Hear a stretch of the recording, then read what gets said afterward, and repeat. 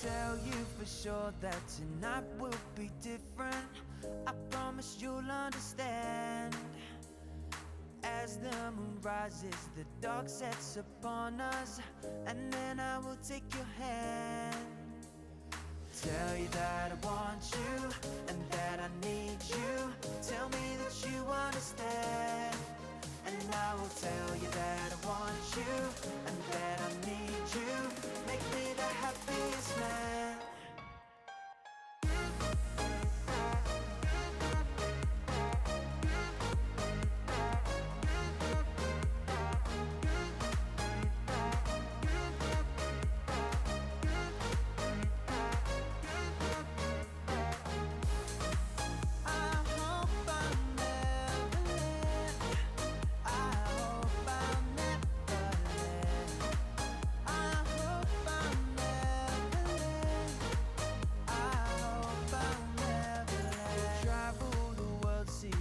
Seven wonders, there's nothing that we won't see. No matter where we go, you'll always have with you a true protector in me. Tell you that I want you, and that I need you. Tell me that you understand. And I will tell you that I want you, and that I need you. Make me the happiest man. And baby, I can't stop smiling. I'm excited. I'm living in Wonderland with you by my side. I'm flying, I'm gliding. I hope that I never land. I hope I never land. I hope I never land. I hope I never land. I hope I never land. Tell me, do you understand that I will be your man? Tell me, do you understand that I will be your man?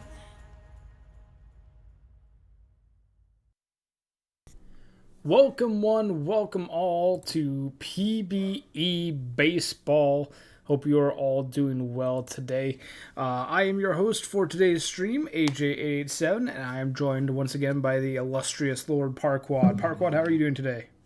I'm lovely. Excited to get this stream going. As always, the Tuesday Sims always are the best ones. Absolutely. As we kick off another week of Season 43, Week 2, Day 1 is the only, as the title says on the stream, the only important baseball thing that is happening today. The only one at all. We do have a channel point prediction live, courtesy of MyCool. You can trade 10,000 channel points for 1 million PBE dollars. So if you want to gamble with your channel points and try and get some PBE cash, go ahead and get some predictions going. We have Buffalo versus New York as our first streamed game of the day, and also the first primetime game of the week. So TPE is also on the line for those of you that did predictions. 0.5 TPE for all the correct predictions that you get. But May 24th is where we left off on Saturday, so we'll go ahead and finish off today. Should be a travel day for both majors and minors, and so we'll go ahead and advance the day again into May 26th, our first actual day of games. But first up, we have Buffalo versus New York, with Luis Hayan Randall Jr. on the mound for the Surge and Kelvin Gausman taking to the mound for the New York Voyagers. Parquad, between these two teams, with no bias whatsoever on your end, what are you thinking? Who do you think is going to come away with the victory on this one?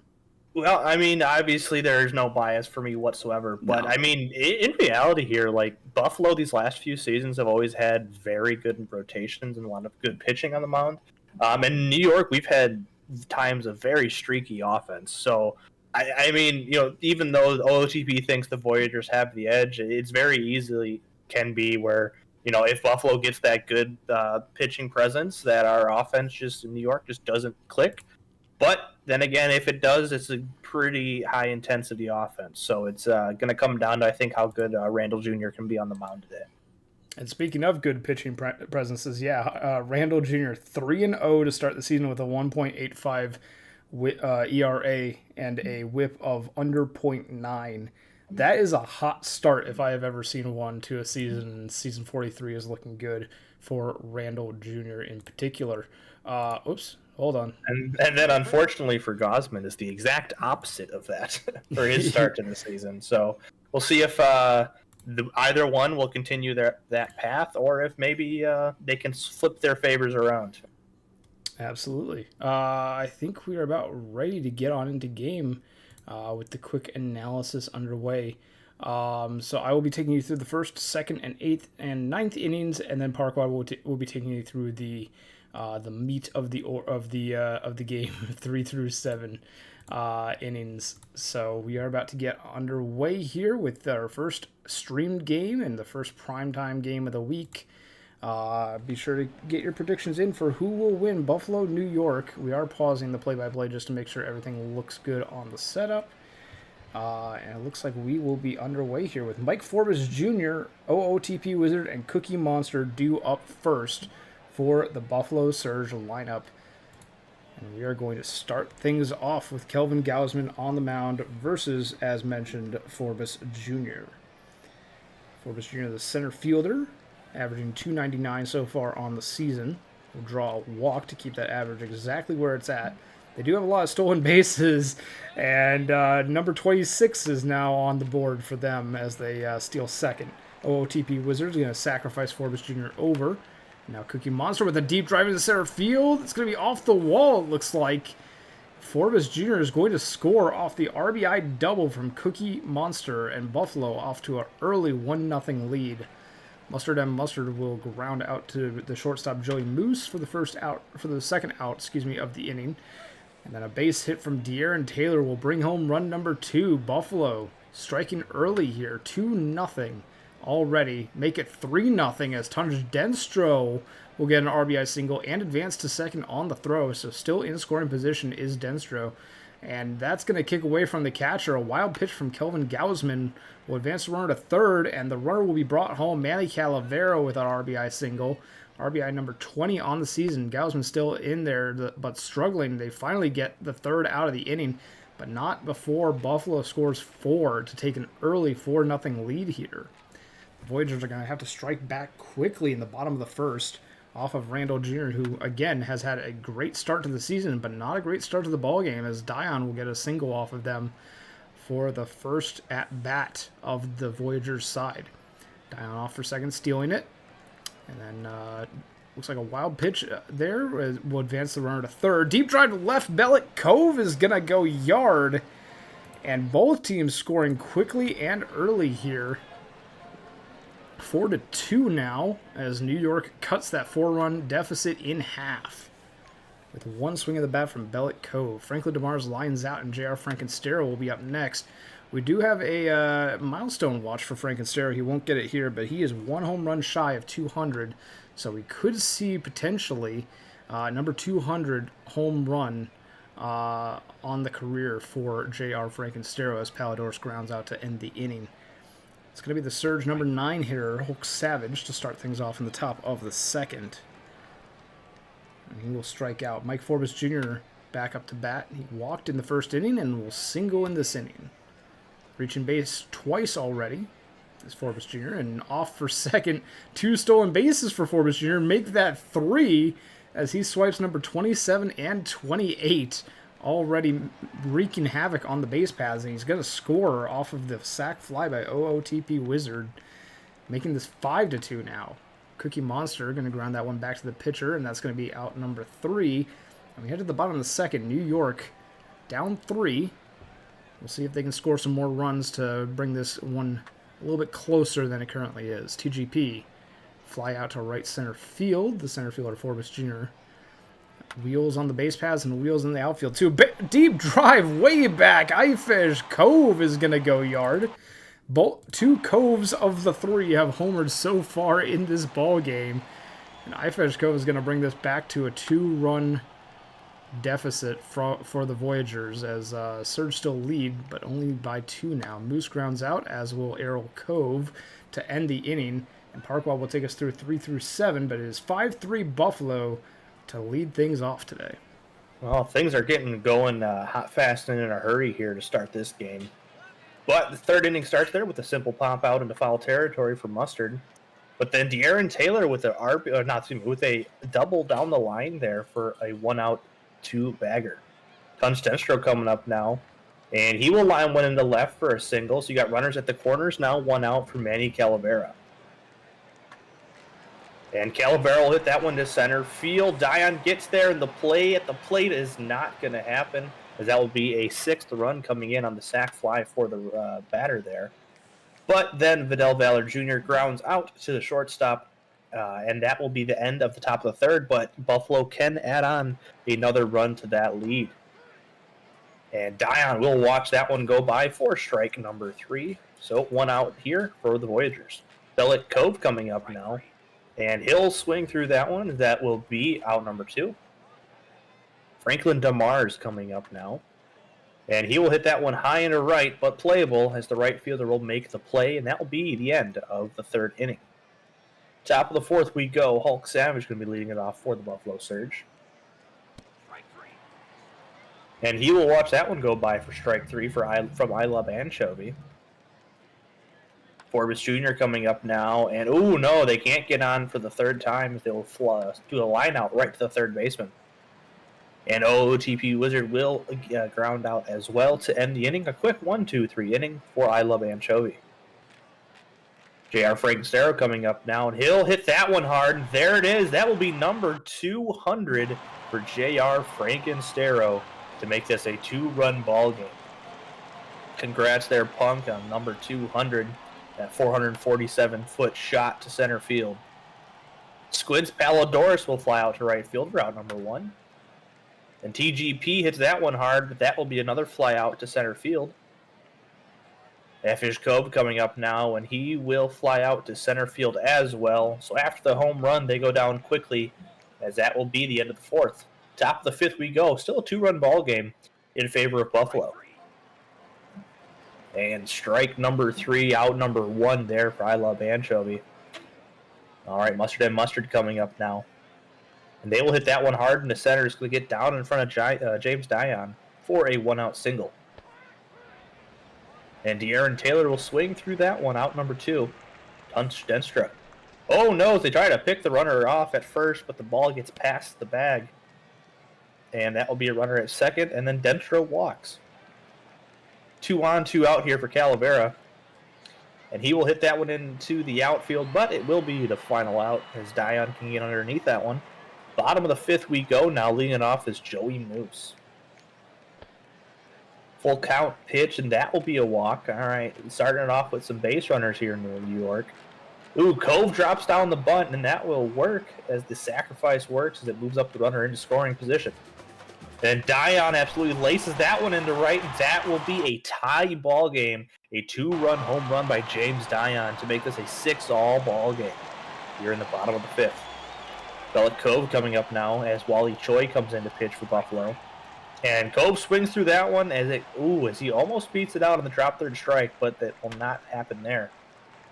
And then DeMars will ground out softly to the first baseman, but thanks to the bat of James Dion, it is now a tie ball game. 6-6 here going into the 6th inning. And Parker Ness comes in for New York here, and that will be a leadoff single by Vidal Valor, but he's picked off immediately as Hulk Savage will ground out to shortstop. Mike Forbes Jr. up now, full count, and that will be a single. That's now his 2nd hit of the day here. And that will be another hit there as you got runners at the corners with speed on the bags as well. And that one will get down. All right, that is going to be another run here for Buffalo. That puts them back on top, 7-6. And Parker Ness will get out of it there, only allowing the 1. However, the 1 will put Buffalo in the lead. Bottom 6 we go for JR Frankenstero leading off. And that will be a ground out to the second baseman. Squints Palladorus coming up now. He will pop up into the infield for out number 2. TGP coming up now. And they will swing through that one for out number 3. 1, 2, 3 goes the lineup there for Wally Choi to keep that lead intact for Buffalo. All right, top 7 starts with a strikeout there for De'Aaron Taylor. Tunch Denstro coming up now. And he'll swing through that one for out number 2. Manny Calavera coming up now as Romeo Rosas will replace Parker Ness and get them with a strikeout there. All right, bottom 7 we go. Leading it off here is going to be Effish Cove from New York Voyagers. And he will absolutely demolish that one for his 2nd home run of the game to tie this ball game up. 7-7 here in the bottom of the 7th as New York claws back from that deficit. Joey Moose coming up now. And Moose will hit that one into center over the center fielder's head, and he will be in there safely with the double. Harold Cove coming up now as Delete to Index will come in to replace Wally Choi. And Cove almost beats that one out, but good play by the third baseman for out number 1. And Dion will ground out the shortstop for out number 2. Bellick Cove coming up now. And he'll watch that one go by. Ball 4. Runners at first and second for DeMars here at 2 outs. Ooh, and DeMars gets walked now, so you got the bases juice for Frank and Stero. And he'll swing through that one as he cannot bring any more home as Delete the Index gets out of that jam. But top of the 8th, back to you, AJ. It's going to be a close one here. Close one indeed. Probably not what the fans at home were expecting after the first few innings, where Buffalo just came out of the gate swinging. But this game has been all tied up. And the New York pitching has been starting to look a little bit settled in now, only allowing 1 run over the last 4 innings and striking out the side here. Romeo Rosas gets Valor Jr., Savage, and Forbes Jr. to go down 1, 2, 3 on the Ks. As we head to the bottom of the 8th, it's going to be Palidorus, TGP, and Cove due up. Palidorus will strike out. TGP, the first baseman, 0 for 3 today, looking for their first hit of the ball game, but no dice as they will go down on the 2-2 cutter from Dedindex. Effish Cove already homered twice today. Will he do it again? Nope. Easy fly out to right field, and the Voyagers go down 1, 2, 3. So we head to the 9th. Game still tied at 7. OOTP Wizard start things off with a base hit into right. Surge have a base runner here. And they're off for second. Safe, putting himself into scoring position with stolen base number 21 of the season. That one's over the head of the center fielder. Cookie Monster will get an RBI double. OOTP Wizards scoring, and now it's 8-7 Surge. Mustard is going to get that one into right field. That's going to be an RBI as well. An RBI single. Mustard advancing to second on the throw. And still in scoring position. Mustard off for third, off for home on the double by De'Aaron Taylor, the first baseman. And Surge have broken this one wide open. Julian McMorris Jr. Onto the mound, and wow, the hits and the RBIs just keep coming. Back-to-back doubles from De'Aaron Taylor and Tunch Denstro. It is now 11-7 as Calavera goes down swinging. Vidal Valor Jr. with 1 out, still only 1 out in this inning, is going to draw a walk. First and second now for Savage. Back to the mound, over to second for 1. No relay throw. The fielder's choice gets Savage on board. Forbes Jr. will pop fly that one out to the left side. The catcher, Palidorus, puts the glove on it. And New York has a bit of a hill to climb here in the bottom of the 9th. They need 4 runs just to tie it, 5 to walk it off. It's going to be Hackenbush on the mound to try and close things out for the Surge. Joey Moose will be the first casualty of the inning, striking out on the 2-2 pitch. Harold Cove goes down as well on strike 3, so it's all up to James Dion and the rest of the Voyagers lineup to try and get something going here. But a fly ball in the left field is going to do it. This game is in the books. Buffalo is going to get the win. A lot closer than the score may indicate, but that top of the 9th really helped the Surge to a victory here, 11-7 over the Voyagers after 17 hits. As the headline does say, and as we saw, Frank Estero with the 200th homer, we did get to see a milestone on stream today, which is very exciting as always. We won't spend too much time on the line scores of the games that we do stream today, but we will take a look at the decisions. Deleted Index gets the win, Romeo Rosas takes the loss, and De'Aaron Taylor will be your player of the game.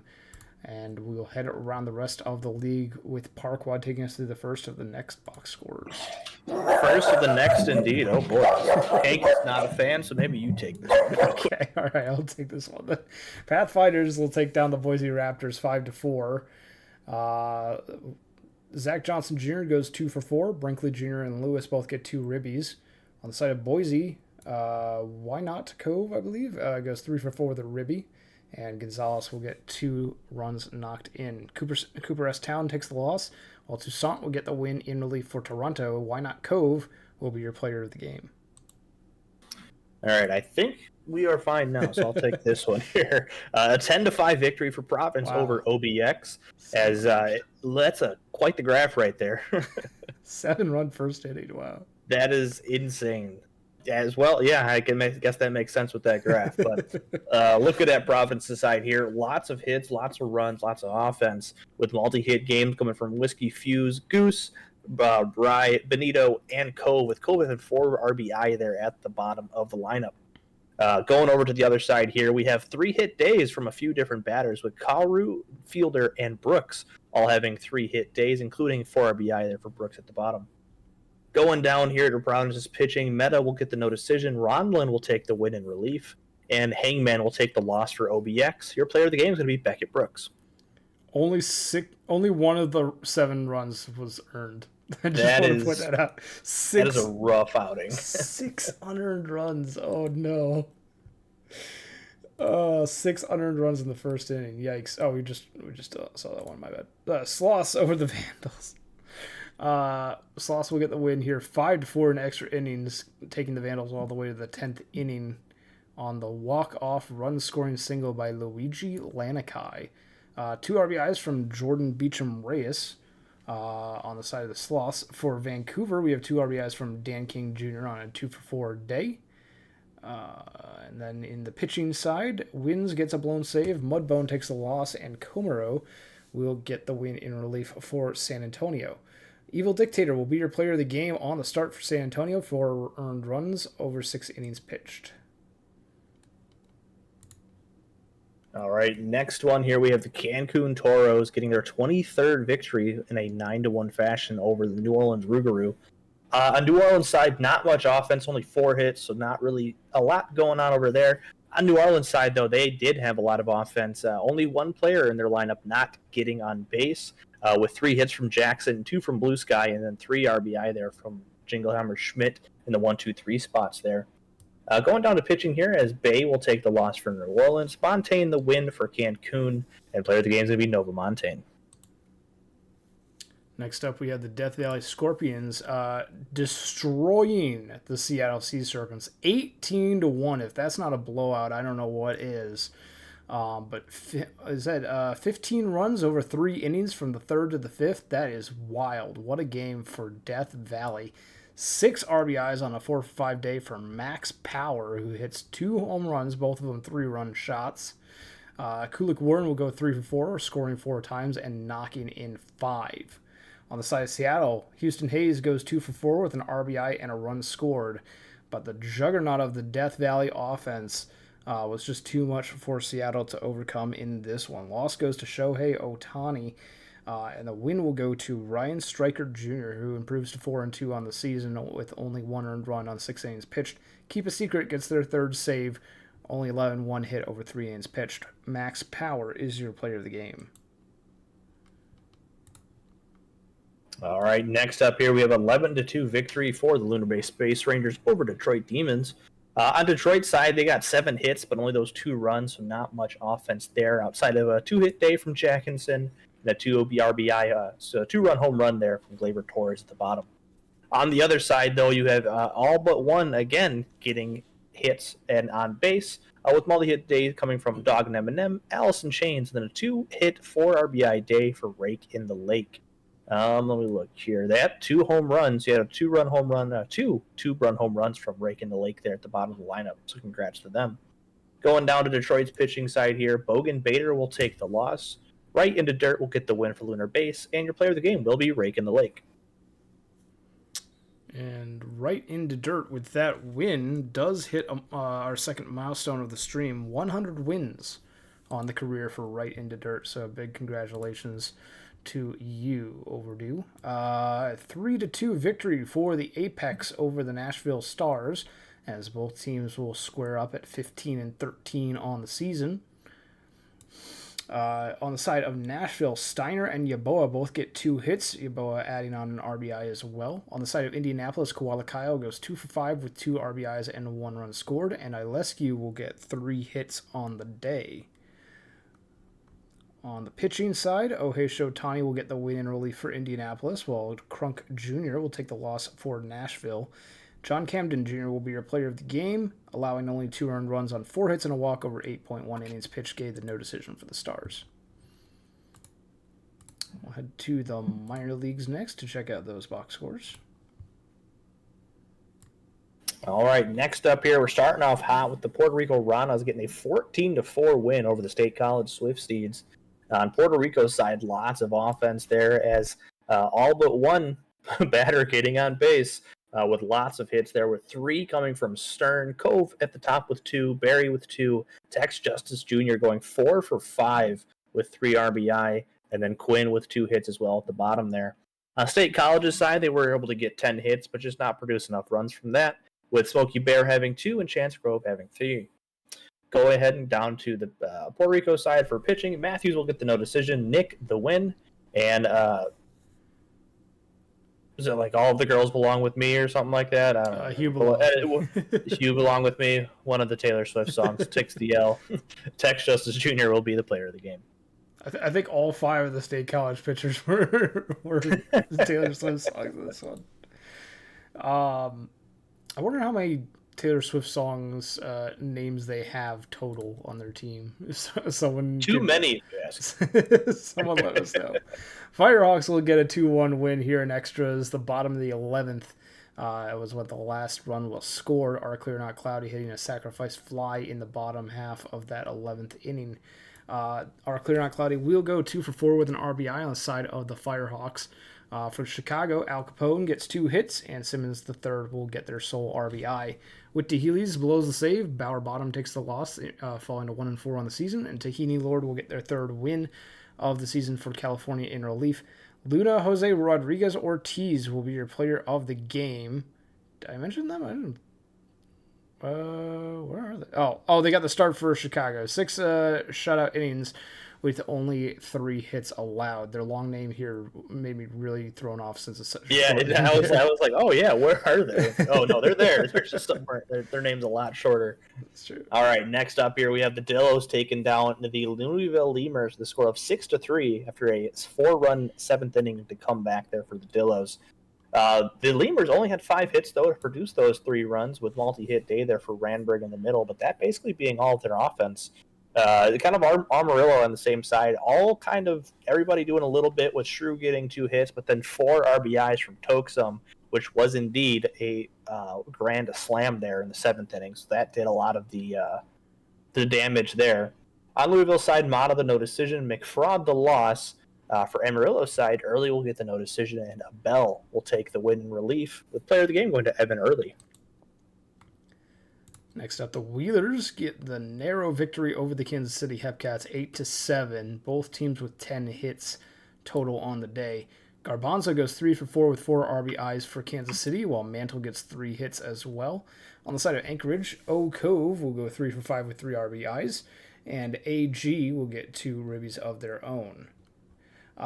Kinsella will blow the save for the Wheelers, while Grimes gets their first win in relief, and definitely not Kevin Choate will take their 2nd loss of the season, while O Cove will be your player of the game. I'm not going to try and pronounce that, as always. It's a Habs fan from Ontario. Yeah, I know it is backwards. I just the phonetic pronunciation of the backwards. we don't do that here. Yeah.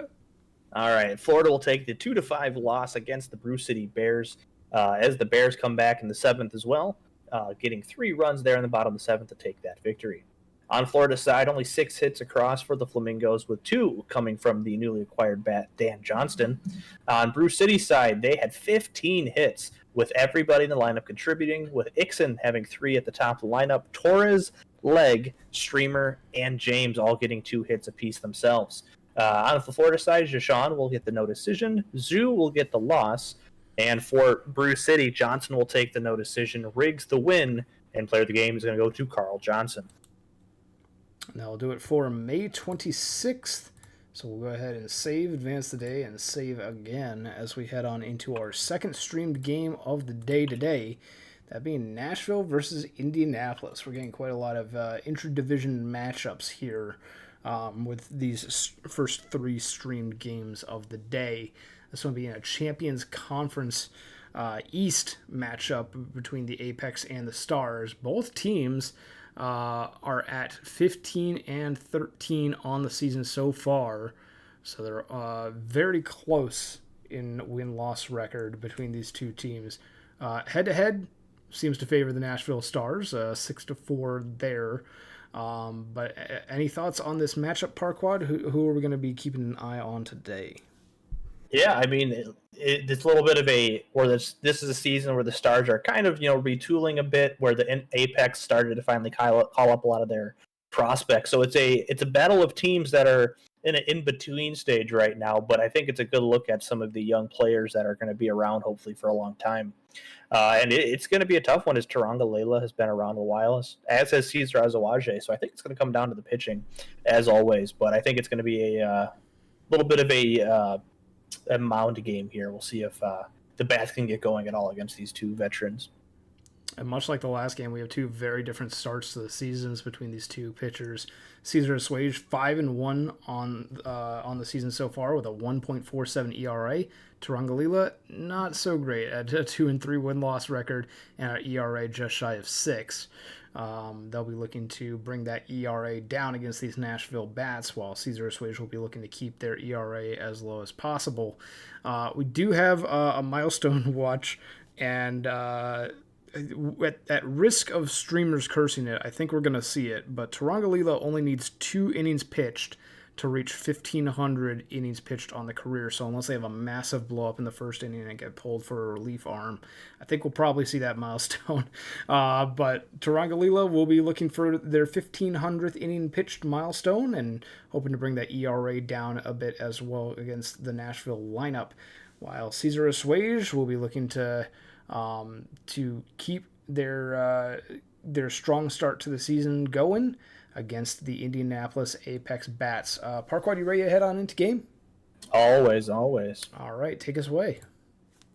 All right, here we go. Lalo Salamanca leading off against Tarangalila. Let's see if this game will have what hopefully Tarangalila will get through those 1,500 innings.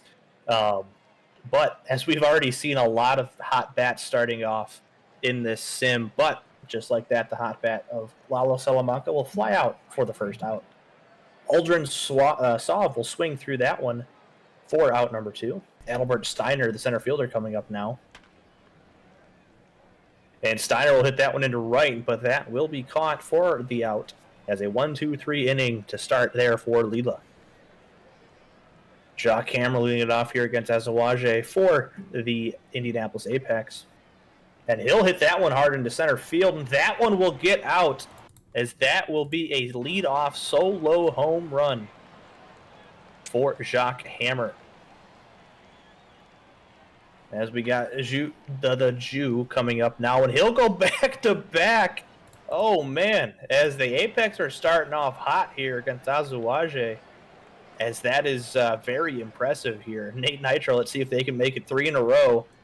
And no, but he will get a hit. So you got 3 straight hits to lead off the game for the Apex. Koala Kyle coming up now. And Nitro swipes second there. And Koala Kyle will hit that one into dead center field, but it will be caught for the out, the first out of the inning. However, the runner will move up to third.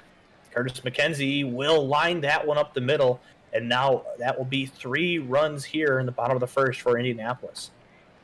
As Milligan grounds out to the pitcher, and they do turn 2, as just like that, that is over.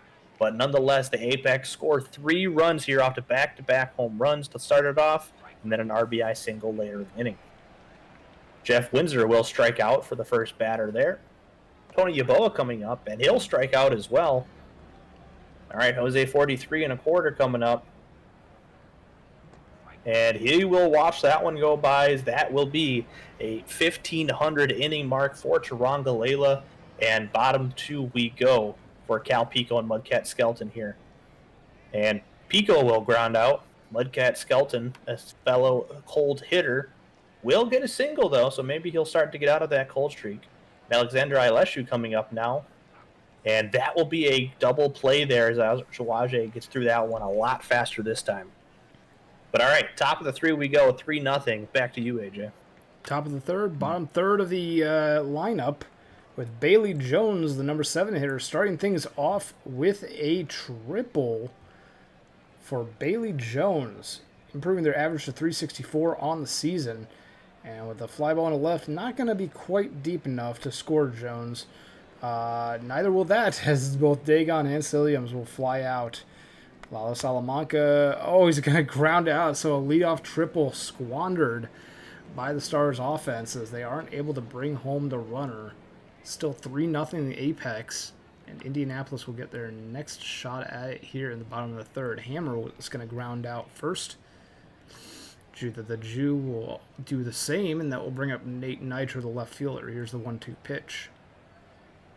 3 quick ground outs by the apex bats.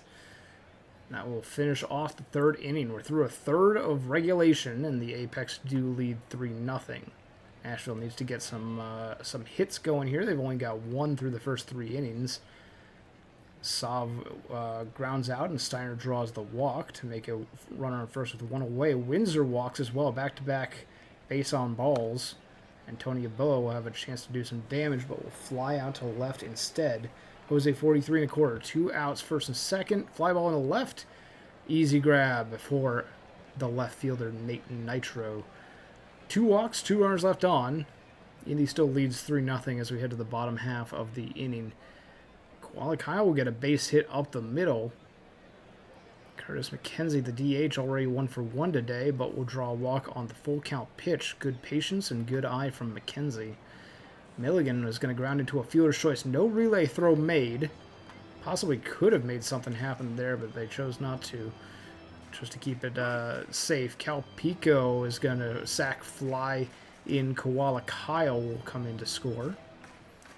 Mudcat Skelton grounds out to end the inning, but the Apex will add on another run to their lead. It is now 4-0 Indy here at the Brickyard. Bailey Jones will ground out to lead off the top of the 5th, and Ian Dagon, the DH, will fly out to center field. A diving catch by Jacques Hammer out in the outfield there. Base hit for Silliams. They'll be on board with 2 outs. There's a base hit to right center field. Is this going to be enough to score Silliams? Nope. But it will advance Silliams to third. It's a 2-bagger for Lalo Salamanca. Oldham Sav now with 2 runners in scoring position will strike out. Stars get 2 hits in the inning, but with 2 outs, wasn't a whole lot that they could potentially do, but they still are unable to bring home the runners. We head to the bottom of the 5th, and a quick strikeout of Ilescu will bring the top of the order back around. Jacques Hammer gets a single into right. Now it's going to be the Jew grinding into a 5-4-3 double play. Side is retired. Apex remain in the lead 4-0 as we head to the top of the 6th. Steiner with a easy fly ball to Nate Nitro. Jeff Windsor will draw a walk. That's the 3rd walk issued by Taronga so far this ball game. And a base hit up the middle by Yaboa will make it first and second with 1 out. 43 1/4 now will strike out to bring up Bailey Jones. Hot hitter, 360 average on the season. Best average on the Stars, but a fly out to left will end the inning. Stars are getting a few chances here, but they haven't been able to bring any runs home. Taronga has been solid on the mound at preventing those runs. We head to the bottom of the 6th, and Nate Nitro will lead things off with a double. Koala Kyle goes down on the 0-2 cutter. 2nd strikeout on the day for Cesar Azuej. Curtis McKenzie pop flies that out. And Amelia Milligan will draw a walk on the full count. So now we have first and second, 2 outs for Cal Pico. Grounded to third, over to second in time. fielder's choice, and the Apex do not add to their lead. Top of the 7th, Nashville with 4 hits but no runs through 6. We'll see if they can get their first run on the board here. Ian Dagon will start things off with a walk. Grounder second, over to second for 1, over to first, double play. Grounded into by Silliams, clearing the base paths for the Apex defense. Salamanca gets a base hit. And now Olden Sav will face new pitcher Willie Esparza. And will fly out immediately. Nothing going on 1 hit in the inning for Nashville. It's time for the stretch here in Indy. We head to the bottom of the 7th to see if the Apex will extend their lead. Skelton strikes out to bring up Ilescu, the catcher. Ilescu 0-for-2 on the ballgame today. Hitotsu Unagi entered the ballgame at the start of the inning and has now struck out both Skelton and Ilescu. Hammer will strike out as well. Hitotsu Unagi strikes out the side. And we head to the top of the 8th. Still 4-0 Apex. This game went already a lot faster than I was expecting. All of a sudden I look up and it was the 7th already. Here we go. And all right, just like that, there are 2 quick outs here in the top of the 8th. These Nashville bats only have so much time to get going. And just like that, Yeboah hits that one into the corner, and that will be extra bases as he makes it a 3-bagger. So there you go. A triple with 2 outs there for Tony Yeboah. Jose 43 1/4 coming up now. Let's see if he can do something, but no, that one will hang up just too high, and that triple will also be squandered. Bottom of the 8th we go. Judah the Jew coming up now, and he'll draw the walk.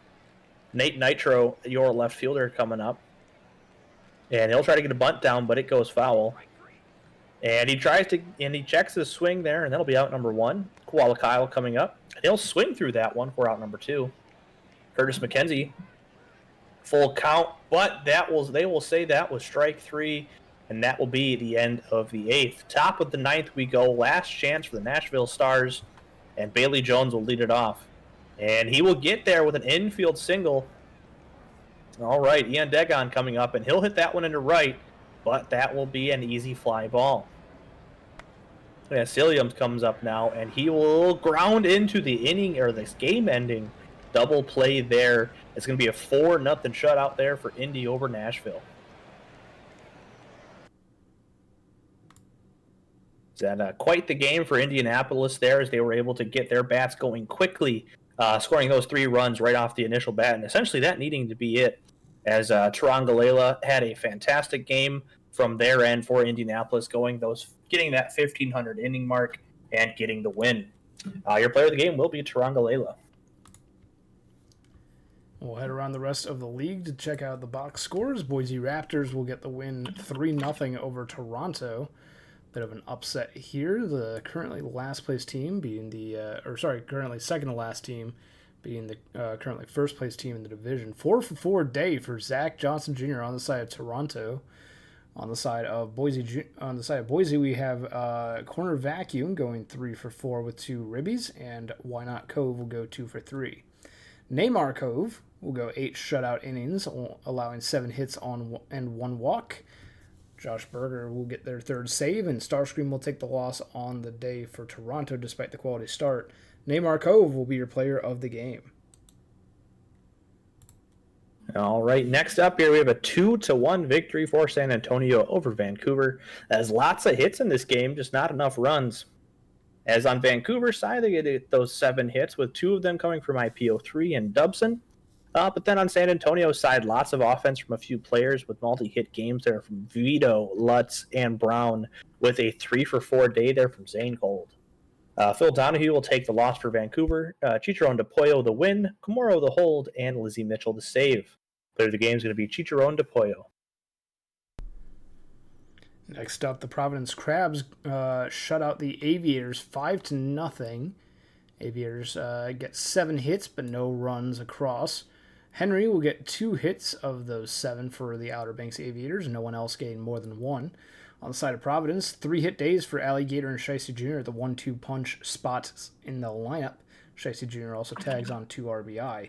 Pax Torrent will get the win with 7 shutout innings, only allowing 5 hits and 3 walks and striking out 4. Gianna Morgan will take the loss for Outer Banks, falling to 2-4 on the season. And Pax Torrent will be your player of the game. All right, next up here we have a 4-3 victory for New York over the Buffalo Surge, as the Surge did try to come back there with scoring 3 in the top of the 8th, but could not muster that last run. Buffalo side, lots of offense there spread across, only 6 hits, but it coming off of a 3-run home run for De'Aaron Taylor there in the 8th. On New York side, not a lot of offense, only 3 hits allowed, but 2 hits and 4 RBI from Bellick Cove, who hit 2 home runs, 2-run home runs there for Bellick Cove. Buffalo's pitching side, Bazooka Joe will take the loss. For New York, Parquad with the win, and McMorris Jr. the save. As your player of the game is going to be Bellick Cove. Next up, we have the Cancun Toros taking down the New Orleans Rougarou in a 10-1 victory. 5 RBIs from Tony Sims, the right fielder, on the side of Cancun, who goes 2 for 3, scoring 3 times. On the side of New Orleans, we have 2 hits and an RBI from Manuel Bang, the leadoff hitter. Sportsboy57 will take the loss, falling to 0-6 on the season.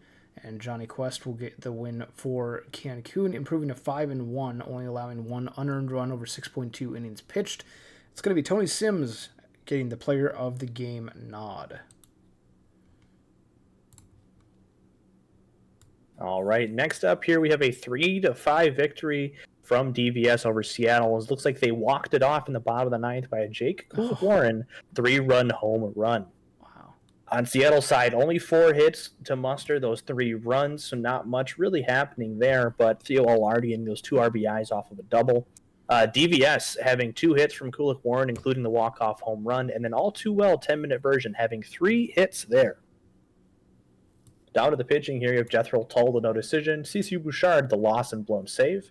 On DVS's side, Johnny Tsunami II, the no decision, and Petrovic will get the win.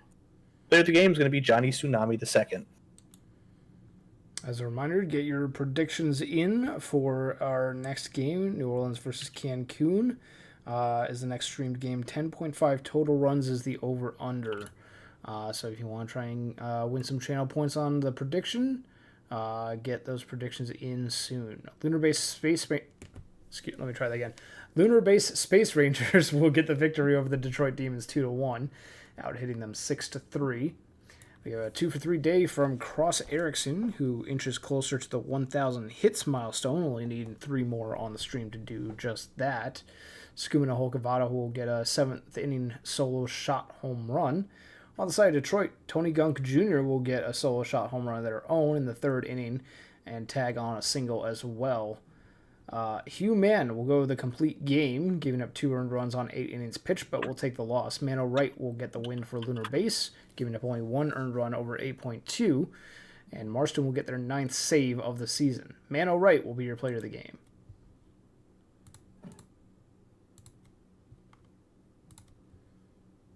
All right, here and starting off this minors action, we have a 5-4 victory for the Kansas City Hepcats over the Anchorage Wheelers.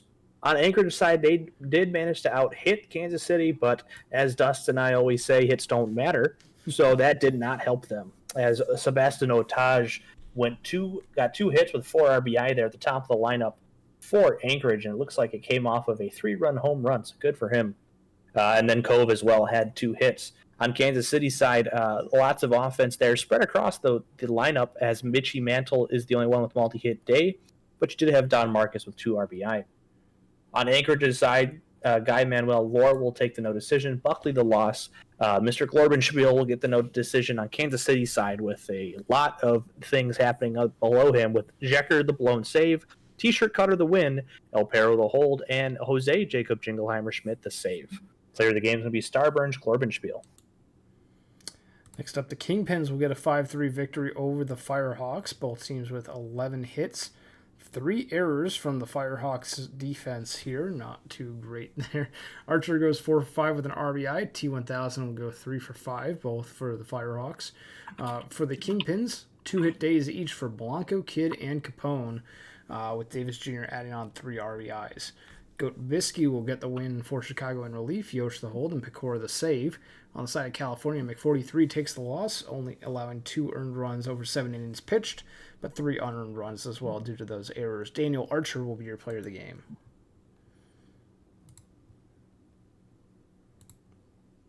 All right, next up here we have a big offensive day, 11-10 victory for the Dillos over the Lemurs, as the Lemurs did try to come back, scoring 4 in the last 2 innings there, but Amarillo able to hang on. As for the Lemurs side, everybody contributes, everybody got on base, with big from the top 4 there, with 2 hits from Gumby, 3 from Allen, 2 from Kruger, 3 from Sandberg, and then a little bit farther down there you have Neller Denstra with 2 hits as well. On Amarillo's side, you also had everybody contributing with a 3-hit, 3 RBI day from Bernard, 2 hits for Mills, 2 hits for Gordon, and 2 from Sand Shrew. Going down here to the pitching, Roberts will take the loss for Louisville, Sal the no decision, Liebert the win, and Force the save on that side of Amarillo. And player of the game is going to be Kirby Bernard. Next up, Florida Flamingos will get a dominant 11-2 victory over the Bears. Actually got less hits than them, despite scoring 9 more runs. 3 hits for Speedy Gonzalez Jr., the right fielder for Bruce City. 2 hits and an RBI for Patterson. On the side of Florida, 3 for 5 day with 4 RBIs and 2 runs scored for Kettle. Furnace will get the win for Florida on the start. Ford will take the loss for Bruce City. And Miroslav Kettle will be your player of the game. And apparently Hound Streamer was ejected in the 8th inning for arguing a strike call, so that's why we see Fozzie Miller substituting in there. Never mind, I thought they were a pitcher, but I guess not. I thought they were a pitcher bot. I mean, they might be. So maybe they have a few games. Say they might be they might be the only one, because they might, like, I know like a few other teams have all of their bats on the reserve roster, so. If they have only a bat, they only have pitchers available. You got to put them out there in the field. As State College will come back to beat the Puerto Rico Ranas 7-0 here after dropping that first game in the series. Puerto Rico here will have only 6 hits with 2 hit games there from Barry and Thomas, but no runs to account for it. On State College's side, though, 11 hits across the board for them with 2 hit games from Bear, Grove, Yoshinori, and Hayden Andrews Jr. With Calvin Cool Crab having a 3-run home run to his side as well. Aria will take the loss for Puerto Rico. All of the girls you've loved before. There you go. There's that one. We'll get the W for State College, and I'll be player of the game as well.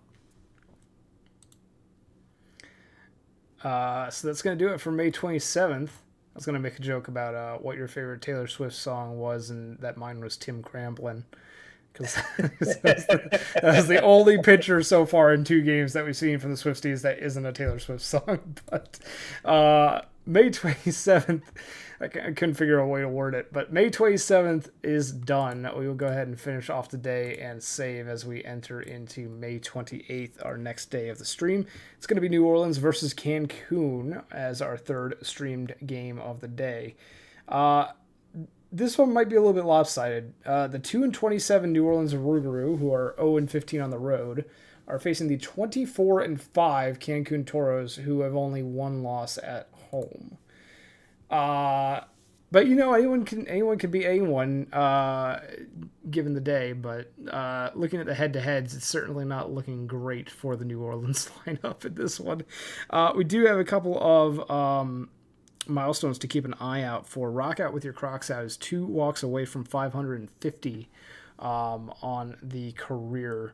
They'll be batting 7th for the Toros today. And then Kanye North needs 2 strikeouts to reach 1,250 strikeouts on the career, 1,250. Sportsboy 57, I believe, is a starter for them, so we won't be seeing them get the win unless we have a real big blowout and a starting pitcher has to come into relief. But I don't know. Parquad, what do you have to say about this matchup? Because this was looking a little bit lopsided to me. Yes, I would say unfortunately it is a little bit lopsided. But hey, the Ruger's have proved people wrong a few times on stream here, so I guess we'll just have to find out if they got a little gumption in them here today. Alrighty, well, I think, let's see, the over-under is 10.5 total runs. So if you want to get your last-minute predictions in here, please do so, as we are about ready to head on into game. I'll be taking you through the first 2 innings, and then handing it off to Parquad for innings 3 through 7, as we've been trading off for these first few games. But it's the New Orleans Rougarous, seeing if they can defy expectations and take down the first place in the PBE, I believe, Cancun Toros, who are at home with a 9-1 record in their home stadium. We'll see if the Rougarous can do it, but it's going to be a tough hill for them to climb. Matt Stroh will be taken to the mound to face Manuel Bang, Sad Faker, and Giggity Giggity Goo, due up first for the Rougarous Bats. And we are underway here in El Coliseo de los Toros. And that is going to be we're going to have to change that view. Hold on. That's the drone cam. It's fine. Yeah, drone cam for the first at bat. It's going to be a pop fly left side. Luckily, it didn't leave the infield because otherwise we might not have seen it. There we go. That's a little... and it didn't pause. I don't know why... Okay, hold on. Let's go ahead and take a moment here. Let's not do that. AJ, please. Okay, there we go. All right. Well, with the first 2 outs already underway on the ball game, we'll see Goo step to the plate against Matt Stroh, and a quick ground out to first will end the inning. Rougarou go 1-2-3, and we head to the bottom half of the first inning. Jackson Blue Sky and Jingleheimer Schmidt will be the first 3 batters for the Toros against Kanye North. Base hit for Lauren Jackson. That's a good way to start things off for the Toros offense. Zodiac Blue Sky, the catcher, pop flies that into shallow left center field, and Goo will take care of that one for out number 1. Jingleheimer Schmidt will ground into a fielder's choice, thrown on to second to get Jackson. And a pickoff of Jingleheimer Schmidt will end the inning. We head to the top of the second now with no runs scored through the first inning. That's going to be a base hit for Dusty Stradley, the DH. And we'll bring up Trevor Tulowitzki. Tulowitzki is going to ground that right to Schmidt, who steps on first for the ground out. Runner in scoring position now with 1 away. Shanahan flies out to right, and that will bring up Wilkins McLeod, the center fielder, who strikes out. No runs on 1 hit, and a runner left on for the Rougarous through 2. Cancun Toros. We'll see their second look at it here in the box. Green Wall will ground out to start things off. Now Tony Sims, the right fielder. That's going to be a drop third strike, but they do get him at first. For out number 2, JQ, and a diving catch in center field. McClobber will cause the Toros to go 1-2-3. Still no scores. We head to the top of the third. Top of the third we are as Barnabas Hammerman, will go ahead and be out number 1 there against Matt Stroh. Skylar Strobel Jr. coming in now, and that will be a ground out. Manuel Bang coming up now, and he will almost beat it out, but unfortunately does not. That will be out number 3. As this game remains scoreless, this game remains scoreless. Just I had to repeat it there, just in case ODP didn't do it enough. Crocs out will ground out to the second baseman for the first out. And Burns will watch that one go by for out number 2. Xander Aza will go ahead and see if he can get something going here with 2 outs. And he will fly out into foul territory to end the inning. Top of the fourth now, as Fakar will go ahead and lead it off here for New Orleans. And he will hit that one to the third baseman, and he also just misses that infield single, but will be out number 1. As Giggity Giggity Goo will go ahead and get on base with a walk. Dusty Stradley, and he'll get plunked there by Stroh. So you got runners at first and second here for Trevor Tulowitzki. And he will check his swing, but it will be strike number 3. As you got Shanahan coming up now, and he'll get one up the middle as they are going to send the runner, and that will be their first run of the ball game. New Orleans takes a 1-0 lead here over Cancun. And McClobber will ground into the fielder's choice there at second, as that was a very close play there at second base. Bottom 4 we go. We have Lauren Jackson coming up against North, and he'll strike out for out number 1. Zodiac Blueski out here coming out in the 2-hole, and he'll draw the walk. All right, 1 on, 1 out here for Jacob Jingleheimer Schmidt. And, a little dribbler in front of the plate, but they get the lead runner at second for out number 2. And then Green Wall, as that one gets through the shortstop's hands, and it looked like they beat the runner at third, but it doesn't matter as Sims strikes out to end the inning and any scoring potential there. All right, top of the fifth we go. We got Hammerman coming up, and he will hit that one into left field for out number 1. All right, and Strobel Jr. will go ahead and be out number 2. Manuel Bang coming up, and he'll hit that one hard, but right at the third baseman. That will be the final out of the top of the fifth. Bottom of the fifth we go. JQ leading it off for Cancun. And that will be a full count walk from North, as Q will be the leadoff runner on. But he will be thrown out at second, but they can't turn 2 on Crocs out. So you have 1 out, 1 away, and they can't go to 2 there for Burns. So you got a runner at second, 2 outs here for Aza. And he will fly out into foul territory once again. That will be the end of the fifth. Top of the sixth now, Sad Fakar leading it off once again for the New Orleans Rougarou.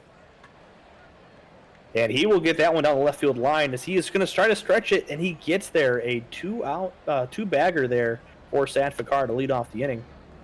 Ooh, but then a hot shot grounder to the shortstop there. Runner stays at second. And then another one there, so you got 2 straight. The runner can't move anywhere.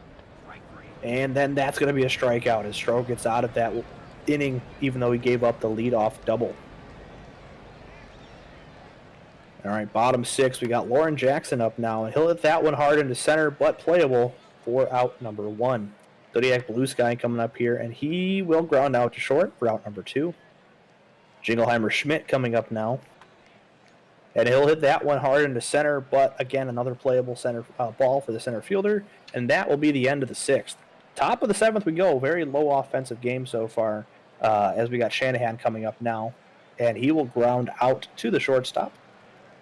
McClobber coming up, and he'll swing through that one, but almost gets there on the drop third strike. However, it does not come through, and Hammerman will watch that one go by for out number 3. Bottom of the 7th we go now. Green Wall leading it off here for the Cancun Toros. And that will be an absolute monster shot for Green Wall, as that is a tie ball game here for Cancun. His 7th home run of the season, or excuse me, 8th home run of the season. Full count to Tony Sims, and he'll hit that one hard into center field, but the center fielder can catch that one. JQ coming up now. He'll hit that one in the left for out number 2. Crocs out coming up now. And he'll watch that one go by for out number 3. Top of the 8th, here we go. A low-scoring affair, but it's now all tied up at 1. Back to you, AJ. Matt Stroh back to the mound to retire Skylar Strobel Jr. on the ground out. It's going to be Manuel Bang up next. Also grounding out, both the shortstop. Faker, the first baseman, is going to get that one over the head of the center fielder. That's going to be a double for the Rougarou first baseman. That's going to bring up Giggity Giggity Goo with 2 outs and a runner in scoring position. Ryan Knock enters the ballgame and immediately strikes out Goo on the 1-2 pitch to retire the side. We head to the bottom of the 8th. Cancun look to take the lead for the first time this game. It's going to be Vuitton Tentacion on the mound, getting Montgomery Burns to pop fly that one into shallow center field. Hammerman takes care of that one. Ozza will get on board with a single, and now it's going to be Lauren Jackson. Grounder first, over to second in time. No relay throw, so they'll get the fielder's choice and just have to settle for the 1. And that's going to be a walk issued to Blue Sky to bring up Schmidt. First and second, 2 away. Grounder first, and on to the pitcher who's covering. The game remains tied at 1 as we head to the 9th inning. Very even line score here. Both teams with 4 hits and 1 run. Both pitchers have been doing, all the pitchers have been doing very well so far this game. A strikeout by Stradley, and Tulowitzki will make it 2 outs and no one on for Shanahan here in the top of the 9th. A deep drive to left field. This one's out of here. Shanahan is going to touch them all. And the Rougarou are going to take their 1-run lead right back as Shanahan with their 3rd home run this season. Strike 3 onto McClobber. It's going to be the Rougarou's bullpen to see if they can get this save here. against the Toros. 4, 5, 6 batters. It's going to be Greenwall, Sims, and Q. Greenwall pop flies this one right side. It's going to be caught by Bang. Now Tony Sims is going to strike out, and the Cancun Toros are down to the last out. JQ 0 for 2 on the day. Fly ball on the right. It's over. The Rougarou are going to take it. 2-1 for the Rougarous, who have been struggling so far this season. And they will get their first road win, improving to 1-15 now on the road, as the Cancun Toros drop only their second game at home so far this season, but a narrow 2-1 victory for the Rougarous. And I guess Sim just gonna sim sometimes. The Toros bats were not as effective as they usually were today, and the Rougarous made them pay for it with only 2 runs needed to close this one out. Tentacion gets the win, and the loss will go to Ryan Knock in relief. Kanye North will be your player of the game, also notching that 1250 Ks milestone. So big congratulations to Kanye North on that front, as well as the rest of the Rougarous for getting the win here today. All right, next up, we have the Toronto Pathfinders getting a 4-0 victory here against Boise, improving to 19-11 on the year. Boise only able to muster 3 hits, so not much offense there, unfortunately. Toronto side, they went 4 runs off their 7 hits with multi-hit days from Dinamite and Jeff Lewis there at the bottom. Ovechkin will take the loss on Boise's side. Cy Duck the win, and your player of the game will also be Cy Duck. Next up is a win for the Sloths, 5-2. The Vandals have now lost 6 in a row, sitting at 5-25 on the season. 3 for 4 day for Ozymandias Albies and Lenny Longpipe, each with 2 RBIs on the side of San Antonio. For Vancouver, Garfield goes 2 for 4, and Oatmeal III will tag Sahlberg in the second inning for a solo shot. And Shrub drawing closer to that 750 runs milestone that we are tracking with 1 run on the day. Sahlberg will get the win with only 2 earned runs over 8 innings pitched. Marvell gets their 3rd save of the season, and Lothbrock will take the loss for Vancouver on the start. Ozymandias Albies will be your player of the game. All right, next up here we have OBX taking down Providence 8-3 here. Big victory for the Outer Banks Aviators. On the side of Providence, 7 hits, but really all of it coming from 2 batters there. As Mr. Alligator had 3 hits leading off, and Whiskey Fuse had 2 hits in the 3-hole. On OBX's side, they had those 14 hits for those 8 runs, with big days coming from Cole Kim, Bob Babbitt-Person, and then a 4 for 5 day from Okada Khan, and then Becker Brooks going 2 for 3 there at the bottom of the lineup. On Providence's side, Choi will take the loss, Benny Sheets the win, and Williams the save. On OBX's side, your player of the game will be Benny Sheets. Next up is going to be a victory for the Voyagers, 5-2 over the Surge, both teams with 8 hits. Dion will have a solo shot in the 3rd inning, and Joey Moose 2-run homer in the 7th. TGP adds on 2 RBIs as well. On the side of Buffalo, 2 hit days for both OOTP Wizard and Mustard and Mustard. Mustard getting 1 RBI as well. Hooper takes the loss for Buffalo on the start, while Rosas gets the win from New York in relief. Ness will get their first save of the season, and Xavier Crawford, despite the no decision, will be your player of the game, allowing only 2 earned runs on 6.2 innings pitched, striking out 7. I forgot to check if there was any milestones for Buffalo. Okay, no, never mind. Ignore me. All right, next up here we have a 5-4 victory for Seattle over the Death Valley Scorpions, as apparently Seattle did not like losing 18-1, so they get a little bit of revenge here against DVS. All right. And so on Seattle's side here, we have 9 hits, with really all of that coming from the bottom of the lineup, with Piranha Plant getting 3 hits, Webster Rashka getting 2, and then Allard having 3 as well. On the side of DVS, they had 12 hits, but could not muster the runs, as he had 3 hits from Salmon Arms, 2 from Kuma, and 2 from Ostman. And down to the pitching here, Irma Gerd will get the win, Bright the hold, James the hold, and Lots of Bear version 2.0 will get the save. On DVS's side, Lebowski will take the loss. Player of the game is going to be Rusty Salmon Arms. Next up, the Detroit Demons will get the win over the Lunar Base Space Rangers. 7-5 is the final here. 14-6 on the hits column. For Lunar Base, 2 RBIs from Scuba and Holcavato, and Newman and Morgan both go 2 for 3. On the side of Detroit, we have 2 hits from 5 different batters and 3 RBIs from one of them, that being Nakamura. 3 of those 2-hit days also had 1 RBI as well. Vader Page getting the win for Detroit on the start. Quality start for them. Delling will get their 5th save, and Macarena will take their 2nd loss. Vader Page will be your player of the game, only allowing 2 earned runs on 6 innings pitched. All right, and last but not least, here we have the Nashville Stars taking a 4-2 victory over the Indianapolis Apex to tie their records up back at 16-14. On Nashville's side here, 10 hits for those 4 runs. Only 1 batter did not get a hit, as Bailey Jones went 2 for 4 there to lead that offense.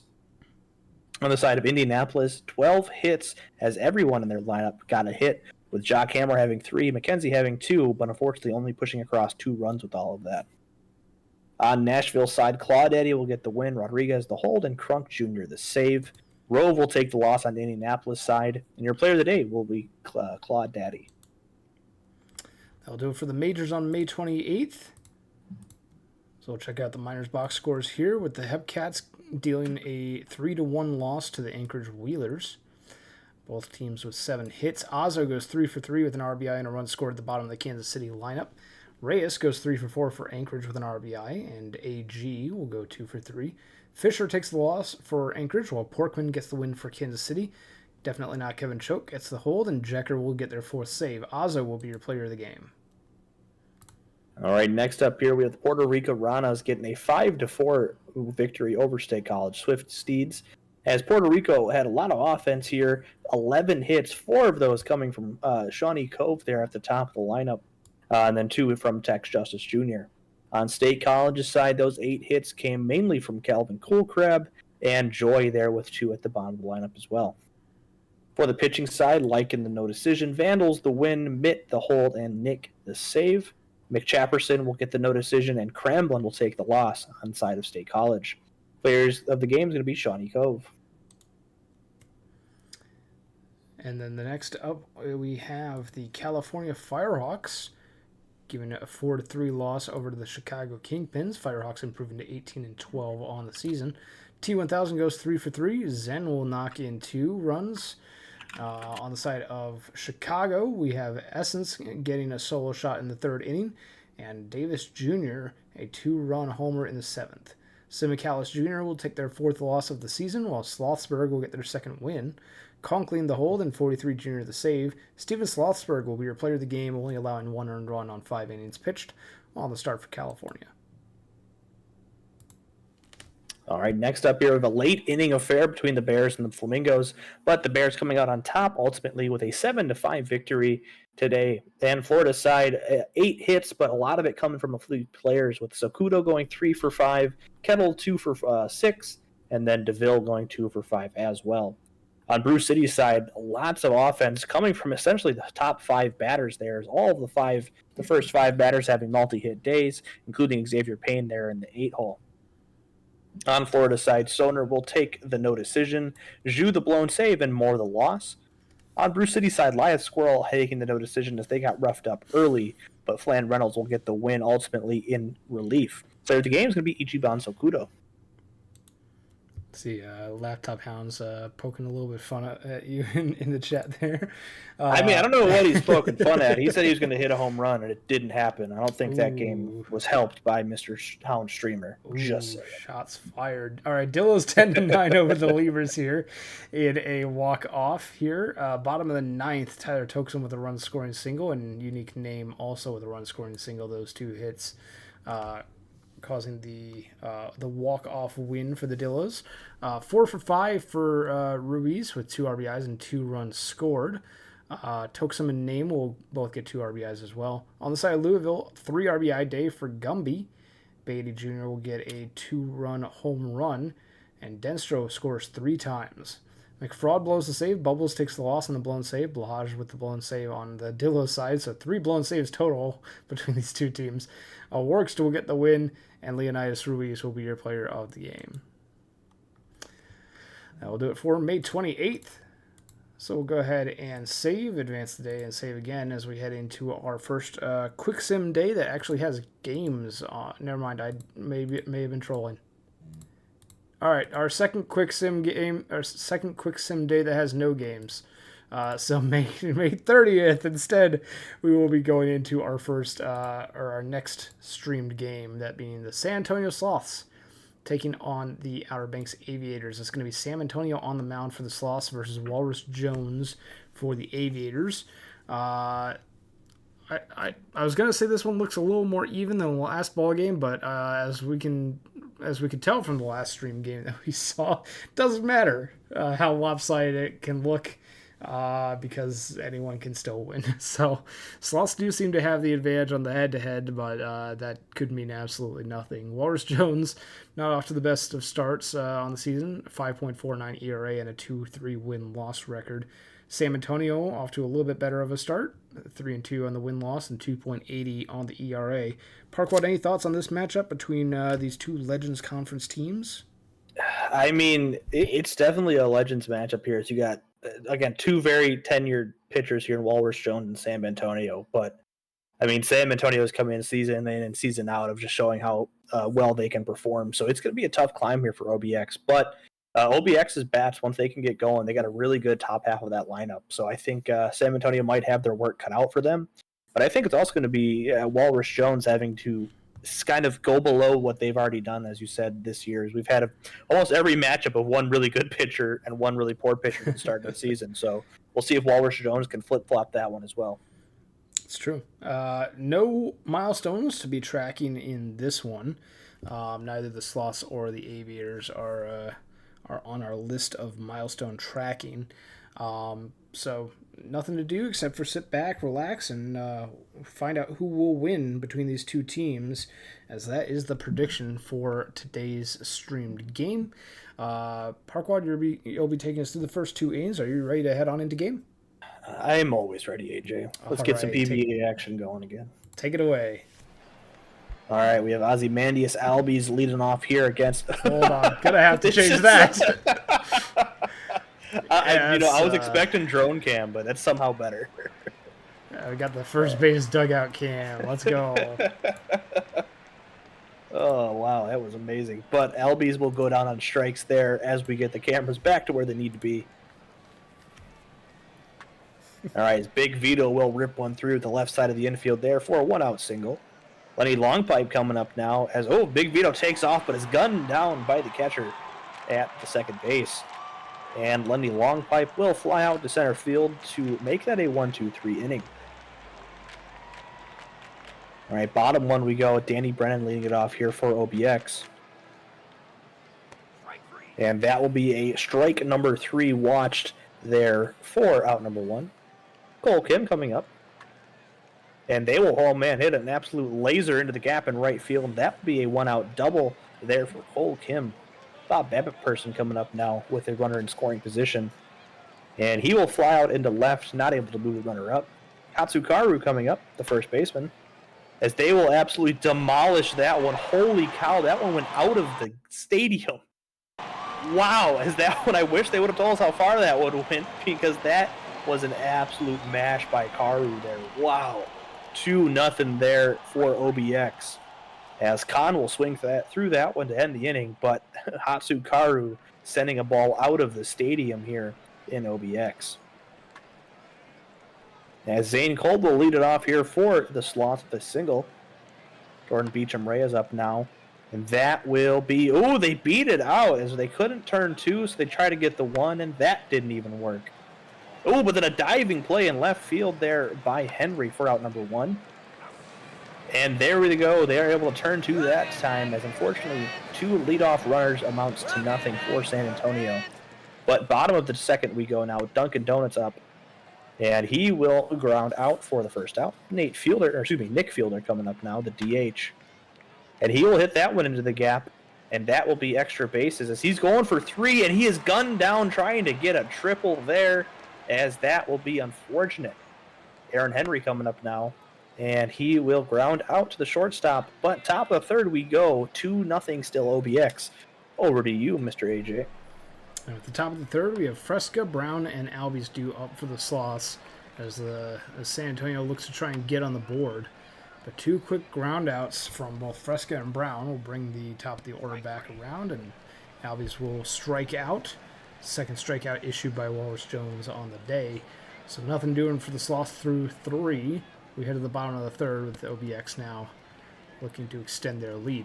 Beckett Brooks draws a walk, and now it's going to be Danny Brennan. Deep fly ball into left field. It is out of here. I thought for a second that they might have been able to get to that. But Danny Brennan, 393-foot long ball as Outer Banks now doubles their lead to 4. Cole Kim, the catcher, is going to get that one past the second baseman, Albies. Now it's going to be Babbitt Person. Trying to walk on a full count. First and second now for Kauru. Already with 2 RBIs on the day. I'll just walk on this one. And still no outs in the inning, and the bases are loaded. Khan will strike out for the first out of the inning. Now it's Dunkin' Donuts. Bases loaded, 1 away. Strike 3 on the 0-2 pitch. Nick Fielder, the DH. Antonio would love to get out of this jam, but they will not. A big RBI double for Nick Fielder. Sorry, 2 RBI doubles. 2 RBI double for Nick Fielder. As OBX once again adds 2 to their lead on 1 swing of the bat. Aaron Henry will strike out to end the inning. And we head to the top of the 4th. Sloths need some offense now, as this hole just keeps being dug deeper. 6-0 Aviators. Vito with the strikeout and Long Pipe with a walk will bring up Zane Cole. Runner on first, 1 away. Zane Cole is going to swing and miss. Jordan Beecham Reyes strikeout as well. 50 Ks on the season for Walrus Jones. And we head to the bottom of the 4th. Beckett Brooks, fly ball into center field, easily grabbed by Brown. And now Danny Brennan. Ground that to the shortstop, over to first in time for out number 2. Cole Kim will line that into center field for a base hit, their 3rd hit of the ball game, now 3 for 3. And Commander Shepard will come in to relieve the starter. Grounder past the second baseman, Bob Babbitt Person on board with a single, now 1st and 3rd for the Aviators. But Kauru will strike out to end the inning. Aviators remain 6 runs in the lead as we head to the top of the 5th. Sloth's going to get on the board this inning, we'll see, but Lutz does not start them off well with a ground out. Lanikai will get a base hit into left, and the Sloths will have a base runner. Antonio Fresca is going to ground into a double play, 4-6-3. No runs on a hit. Nobody left on. Aviators remain in the lead by 6. Bottom of the 5th, Okada Khan, and sprinting out halfway to third base is the catcher Lenny Longpipe to make the grab there. Dunkin' Donuts flies out to straightaway center field, and now Nick Fielder, the DH. It's going to ground out to end the inning. 1-2-3 go the Aviators, and we head to the top of the 6th to see if the Sloths can put a run on the board. Bartholomew Brown will start things off. And will strike out on 3 quick pitches. Albies is going to strike out on the 2-2 pitch. It's now 3 strikeouts on the day for Albies. Big Vito, the first baseman, is going to ground out to the opposing first baseman, Kauru. And no runs or hits in the inning for San Antonio, as they are scoreless through 6. Who isn't scoreless is the Aviators, and they're looking to add more to their 6-run lead with a double to lead off the bottom of the 6th by Aaron Henry. Beckett Brooks goes down on the 2-2 sinker ball. Now Danny Brennan launches that into right field. This could be... No, it's going to be caught at the warning track. It will advance the runner. Henry takes 3rd, but a fly out for Brennan will be the 2nd out of the inning. Cole Kim grounds out to make it the 3rd out, and we head to the top of the 7th. Sloths have 9 outs remaining. They need 6 runs, make it 8 outs remaining, as strikeout number 8 on the day for Walrus Jones is Lenny Longpipe. Zane Cole pop flies that one into shallow center, and Donuts will make the grab. Beecham Reyes fly ball into right center field. Over is Donuts, and he will take charge and retire the side. 3 up, 3 down for San Antonio. It's time for the stretch here in Outer Banks. In Outer Banks, Alaska. And we head to the bottom of the 7th. Babbitt Person on board with a single. Lizzie Mitchell now enters the game to pitch for the Sloths. Hatsukaru fly out, and now it's Okada Khan. Runner on first, one away. And stepping on first is Vito, and on to second with the tag. Double play. 3-6 double play, and we head to the top of the 8th with Parquad for the rest of the way. All right, and I was about to say Wallace-Jones still in the game, but we'll see if he keeps giving up hits like that. And that might not be the case. Let's look at that, just like that. San Antonio quickly trying to get back into this game as they got a huge mountain to climb, and Hospital Sox will replace them.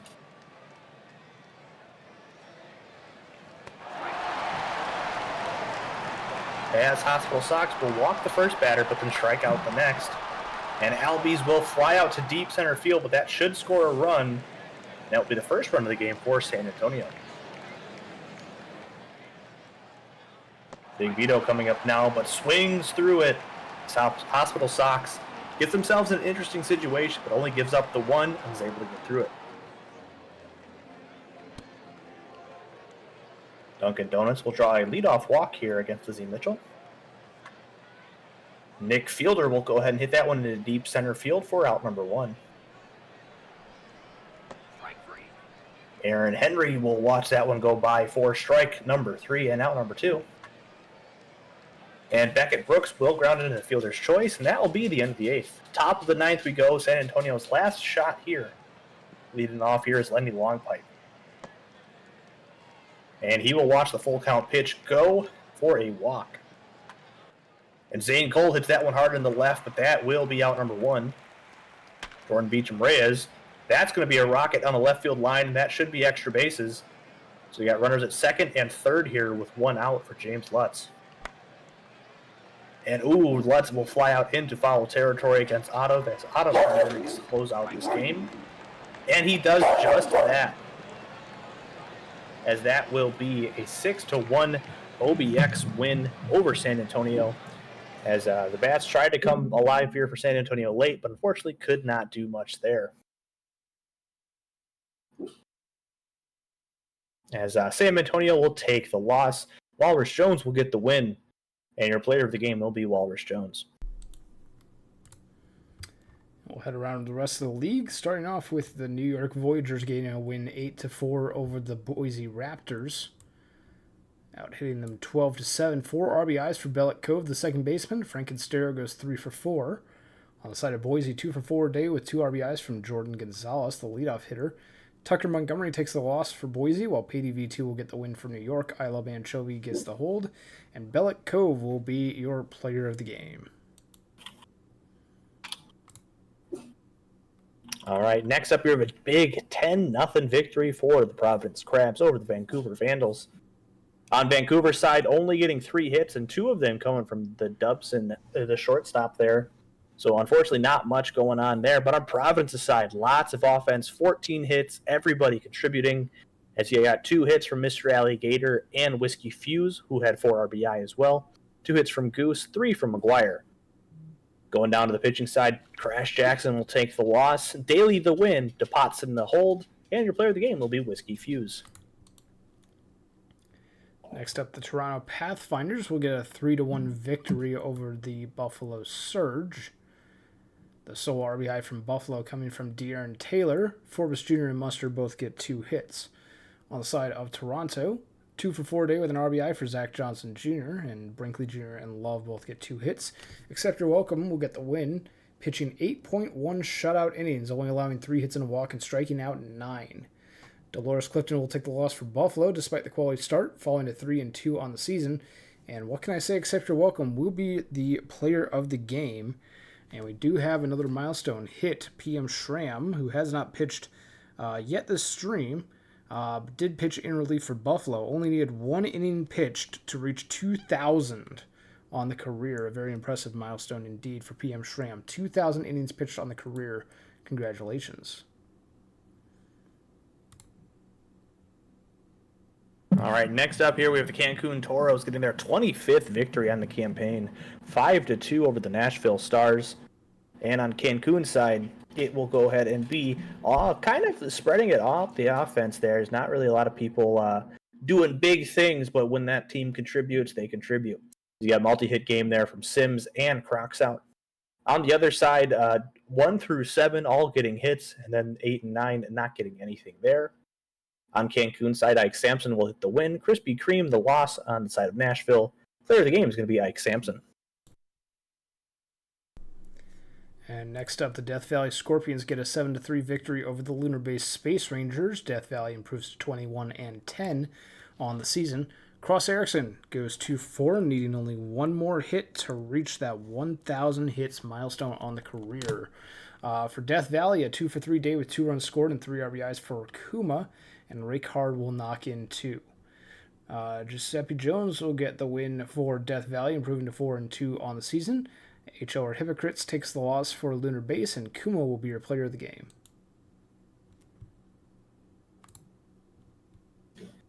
All right, as the Indianapolis Apex squeak out a victory here over the New Orleans Rougarou, 5-3. As New Orleans side, they did try to come back a little bit late, but did not score enough. As Trevor Tulowitzki will go have 2 hits and 2 runs there on the side of New Orleans. On the Apex side, you have big games there from Koala Kyle and Amelia Milligan.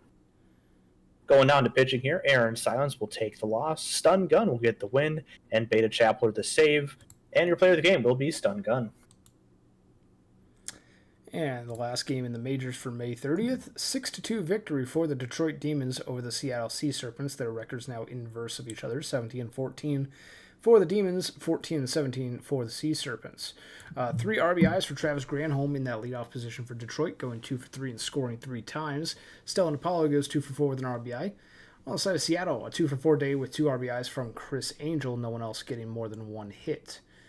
Cookie will take the loss for Seattle on the start, while Detroit gets...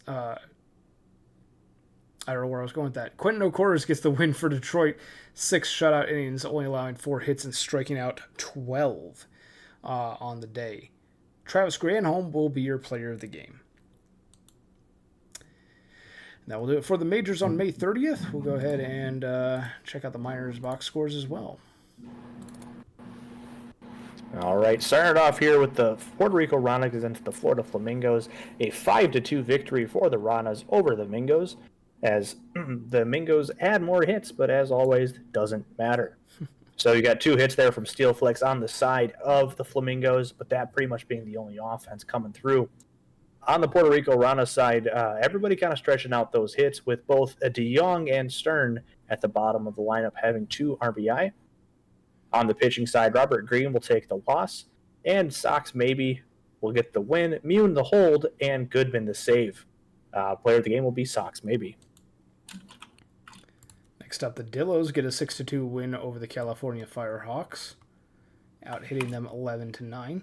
2 hits and 2 RBIs for Murphy, the first baseman on the side of the Dillos. 2 hits and an RBI for Toksum. On the side of California, Daniel Archer goes 3 for 4, and both Jolly and Newfan both get 2 hits near the bottom of the order. Wakefield takes the loss in the blown save in relief for California, while Works gets their 3rd win in relief for the Dillos.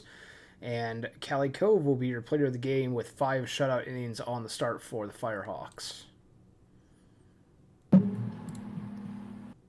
All right, and next up here with the Kansas City Hepcats taking a wild victory over the Lemurs here as they went into the 11th, and both of the teams scored big in the 11th. Unfortunately, Lemurs not enough.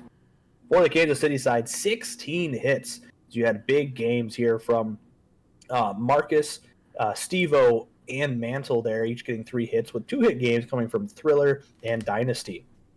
On Louisville's side, you have 2-hit days from Gumby, Allen, and McCannon, with a 4 for 5 day with 2 RBI from Randberg, and Neller Denstro having 4 RBIs coming off of a grand slam. Kansas City side for pitching, Melgar will go ahead and get the no decision, El Perro the win, and definitely not Kevin Choate the save. Louisville side, Roll will get the no decision, Julian the hold, Ishioka the blown save, and Fatima the loss. Later the game is going to be Sobert Randberg. Next up, State College will get the victory 4-3 over the Anchorage Wheelers. Close win for State College. 3 RBIs from Calvin Coolcrab, 2 hits and an RBI from Asaro. On the side of the Anchorage Wheelers, Otage, the DH, goes 3 for 5 with an RBI and a run scored, and G goes 2 for 4 also with an RBI and a run scored. T2 will get the win in relief. Space, their 2nd save.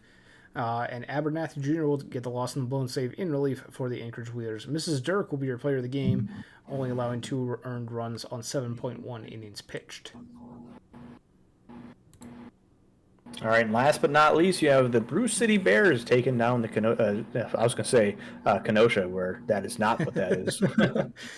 Chicago Kingpins, excuse me, as they score those 3 runs in the last 2 innings to take the victory. On Brew City side, you have 6 hits, with 2 of those coming from Torres, and then a 2 RBI day from Patterson as well. On Chicago's side, 11 hits, so almost double the amount of hits that Brew City had. Including everybody in the lineup contributing, with 2 hits day from Kidd and Davis Jr. On Brew City side for pitching, Fielder the no decision, Riggs the win, and Reynolds with the save. On the pitching side, Jose 43 will go ahead and get the no decision, Pecora the loss and blown save. Player of the game will be Jose 43. Last prediction is live for the night. Boise versus New York, who will score last is the prediction. So if you want to try and get some channel points, please go ahead and predict away. We only have 1 streamed game remain today, but between now and then we do have a quick sim day.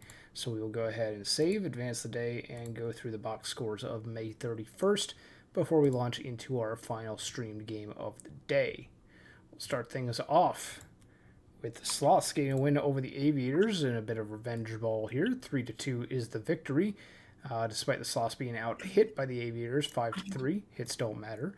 2 RBIs for Big Vito, who goes 2 RBIs for Big Vito, who goes 1 for 4, and Fresca adds an RBI as well on the side of the Sloths. For Outer Banks, Danny Brennan and Nick Fielder will knock in the only 2 runs, and Aaron Henry will get 2 hits. Evil Dictator the hold, Evil Dictator the win, Marvell the hold. Komaro their second save, and Hangman will take their 3rd loss for Outer Banks. Evil Dictator, your player of the game, only allowing 2 earned runs on 6 innings pitched. All right, next up here we have the Voyagers getting a 4-3 victory over the Boise Raptors on their 20th win so far this season. On Boise's side here, you had 9 hits, with a couple folks having big games, with Gonzalez and Emeritus having 2 hits, with Allen having 3. On New York's side, also getting 9 hits, a little bit more there, as you see Franklin DeMars going 4 for 4 in the 3-hole, having a good day for himself, and TGP having 2 hits as well. Going down to the pitching side here, Casey Mize will take the loss for Boise, Kelvin Gosman the win, Parker Ness the hold, and Romeo Rosas the save. Player of the game is going to be Franklin DeMars. Next up, the Providence Crabs are going to get a win over the Vancouver Vandals again. 5-1 is the final score, 11 hits to 9. McGuire and Alou both get 3 hits and an RBI and score at least once on the side of Providence. For Vancouver, Dan King Jr. goes 3 for 4 with an RBI and a run scored. Miller will take the loss for Vancouver, while Meta will get the win for Providence, improving to 3-3 on the season with 6 shutout innings, only allowing 6 hits. They're going to be your player of the game. All right, next up here, we have Buffalo Surge taking down the Toronto Pathfinders 5-4, as Buffalo is inching closer to the top of that division. Toronto here has 7 hits, with 2 of them coming at the top from Dinamite, and then 2 RBIs from Kendrick Mills in the 2-hole. On Buffalo's side, we have multi-hit games here from Cookie Monster and Tunch Denstro, with 2 RBI coming from Mustard and Mustard in between them. Going down the pitching here, Thrasherson will get the no decision, Jay Dr. Jr. the loss. Buffalo size Randall Jr. with the no decision, Delete the Index the win, and Hackenbush the save. Player of the game is going to be Luis Hyon Randall of the Junior. The Junior. Just the a Junior. Yeah, the Junior.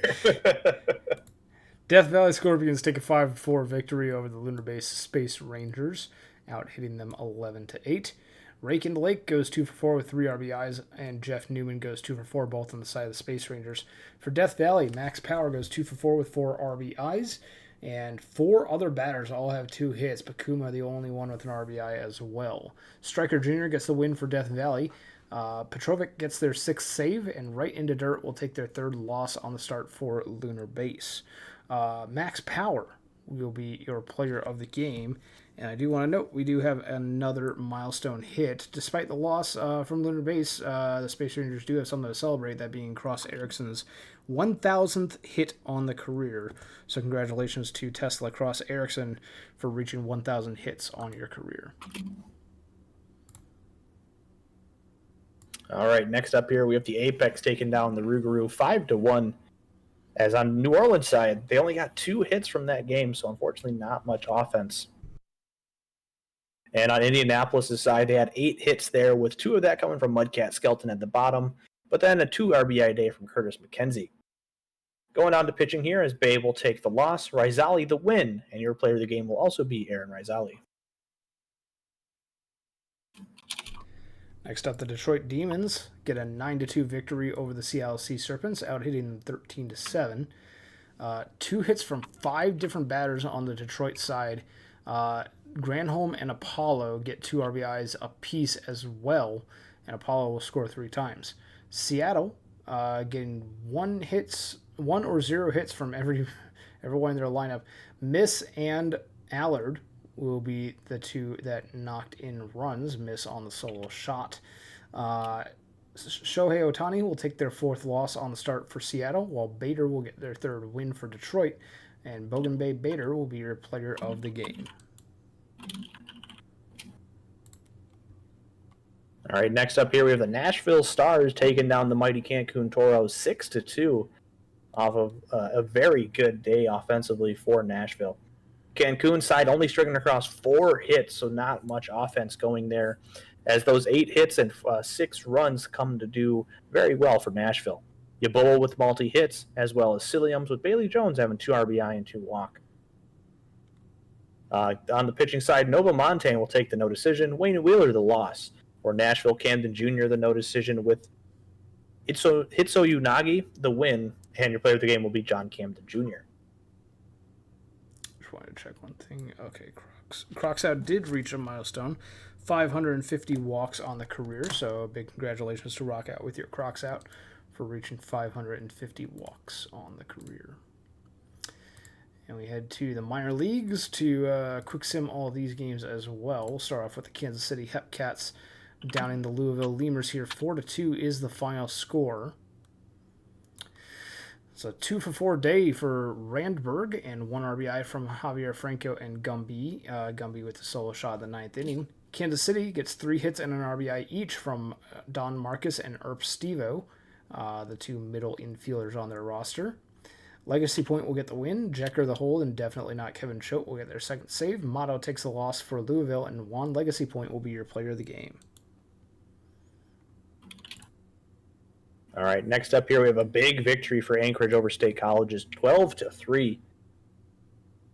All right, from State College's side, they had 8 hits, but only strung across 3 runs there, with Calvin Coolcrab continuing to have an absolutely fantastic season with 3 hits in that ballgame, with Joy having 2 at the bottom as well.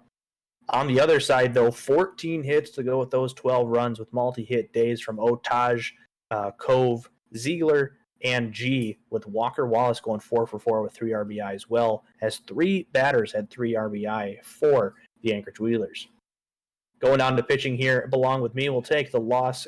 Conus will go ahead and get the win, as player of the game will go to Walker Wallace. Next up, the Dillos get a win over the Firehawks. 8-3 is the final score. They were already up 5-3, but they scored 3 more runs in the bottom of the 8th just to add salt to the wound, I guess. 2 RBIs for Leonidas Ruiz and Whirlwind, both on the side of the Dillos. For California, a 3-for-4 day with an RBI for Jolly will be the highlight of that lineup. Pitt will take the loss for California on the start. Early takes the win for Amarillo with only 1 earned run on 5 innings pitched. Leonidas Ruiz will be your player of the game. All right, next up here, a late inning affair between the Ranas and the Flamingos goes to the Ranas, a 2-1 victory, as it was all pitching for this game. On Florida's side, only 4 hits, so not much offense there, as it looked like the only run came off of a solo shot from Jeff Steelflex. On the Rana side, they did have 8 hits with multi-hit games from DeYoung and Justice Jr. On the pitching side, Jashawn will get the no decision, Zhu the loss, and for Puerto Rico, Matthews the no decision, and Goodman the win. Player of the game will be Pee Wee Matthews. And the last minor league game from May 31st is a 6-5 victory for the Chicago Kingpins, who came back from a 5-0 deficit in the last 2 innings to win the game. 4 runs in the 8th, 2 runs in the 9th to score 6 runs and get the win. Impressive from the Kingpins. Kidd goes 4 for 4 with 2 RBIs. Blanco and Davis Jr. will both get 2 hits and 2 RBIs on the side of the Kingpins. For Brew City, Argent and Streamer both get 3 hits. Argent getting an RBI as well. Reynolds will take the loss in the blown save, while Bottom will take the win for Chicago, both in relief. And Cryas Kidd will be your player of the game. That will do it for May 31st, so we'll go ahead and advance the day to June 1st and save the game before entering into our final streamed game of the day. And Parquad, did you set this up so that you would be streaming your one of your starts here? Anthony Parco going to be taking to the mound for the Voyagers, taking on Neymar Cove for the Boise Raptors. I will or will not say anything about that. Fair enough. We have the Voyagers winning the head-to-head in pretty much every category here, but I know we have some Boise fans in chat.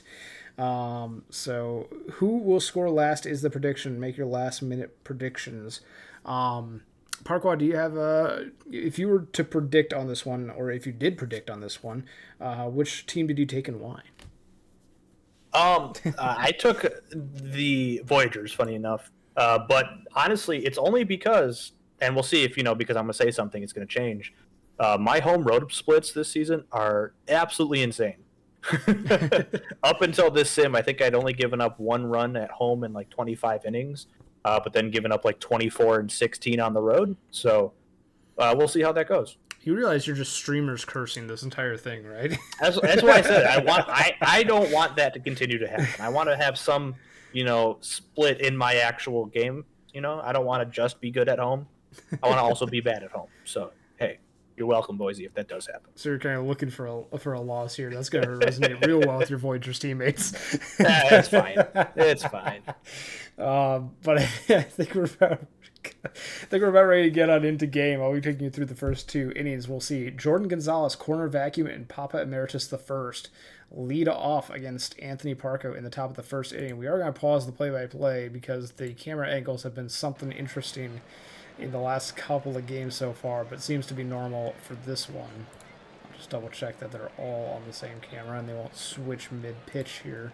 But we are now underway with our final streamed game of today's sim. Jordan Gonzalez, the hot hitting second baseman, is going to start things off. 283 average, 9 home runs on the season so far for Gonzalez, more than the rest of the Raptors lineup combined. But they will ground out in this at bat, so they won't be able to get on the base paths to improve on their 23 stolen bases either. Vacuum pops out, and now Papa Emeritus the first will strike out. So a quick 1-2-3 inning for Anthony Parco on the mound at home. As we head to the bottom half of the first inning, Dion Cove and DeMars due up against Neymar Cove. We got at least 4 Coves in this game, maybe more. I don't know if there's any others in the bullpens. Or there is Why Not Cove too, so at least 5. Dion on board and is going to steal second base for stolen base number 32 on the season. Bellet Cove strikes out. Now Franklin DeMars laces that to the third baseman. Dropped. Thrown on to first, and it's not going to be in time. That will go as an error. Reaching on an error is DeMars. Frankenstero strikes out. Runners at the corners with 2 outs for Palladores. Base hit for Palladores. New York's going to score first. It's about who scores last for the prediction, but Voyagers out to an early 1-0 lead. TGP will strike out to end the bottom half of the first inning. Top of the second, we'll see Xavier McMagic, Barry Allen, and one of at least 5 different Coves. Fly ball to the warning track. Franklin DeMars gloves it for out number 1. Barry Allen, the first baseman, lines that right to Joey Moose.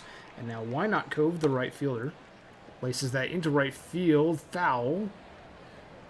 So it's going to be a full count pitch redo here, as a quick ground out to short will end the top half of the second inning. Voyagers still hold on to the lead and see if they can extend it here in the bottom of the second. It's going to be Moose, Cove, and Cove due up against Cove. fly out to the left fielder, not Cove. Dennis Multi-Man will put the glove on that one. FH Cove strikes out. Now it's going to be Errol Cove, the right fielder. Pitch from Cove to Cove. Walk issued on 4 pitches. That will bring up the top of the lineup again. James Dion, deep drive to right, out of here. No doubter for James Dion. A 2-run blast will put New York up 3-0. 372 feet on the how far did it fly. Bellet Cove will ground out to end the inning, but New York puts 2 runs on the board courtesy of James Dion's 2-run homer, and we head to the top of the 3rd with Parquad taking us through the... And just like that, Michael Williams will ground out to start the top of the 3rd. The lazy fly ball into the infield there for Maltoid Moyne for out number 2. And Bigger McTavish will watch that one go by for strike number 3 and out number 3. Bottom of the 3rd we go now with Franklin DeMars leading it off for the Voyagers. And he will ground out to short to start the inning. J.R. Frankenstero, as we saw him hit his milestone earlier in the sim today, as he will strike out there. Squints Palladores up now. And Palladores put that one into the gap, but that one, oh no, he is going to try to stretch it, and he does. All right. That was also so close, but Squints Palladores made it into second base, as TGP will walk. 2 runners on, 2 outs here for Joey Moose. And he'll get that one past the shortstop, and that will be another run, 4-0 New York. As F.H. Cove coming up now. And he will ground out as Cove gets the out against Cove. As you had mentioned earlier, total of 5 Coves as of right now, pitching and playing in this game. And Gonzalez will start the inning off here by a pop out into right field. Corner vacuum swinging through that one for out number 2. Emeritus will come up now. And that will be a ground out to second. End of the top of the 4th. Bottom of the 4th we go now with Errol Cove leading it off.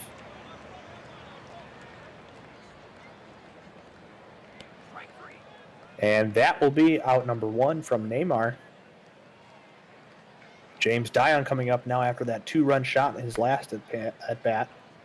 And, almost beats it out, but unfortunately won't be a ground out to short. Bellet Cove coming up now.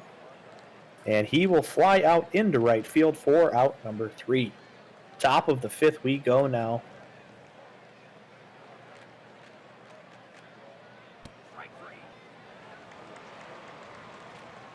That will be out number 1.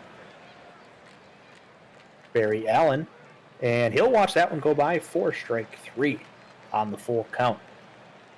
Why not Cove coming up?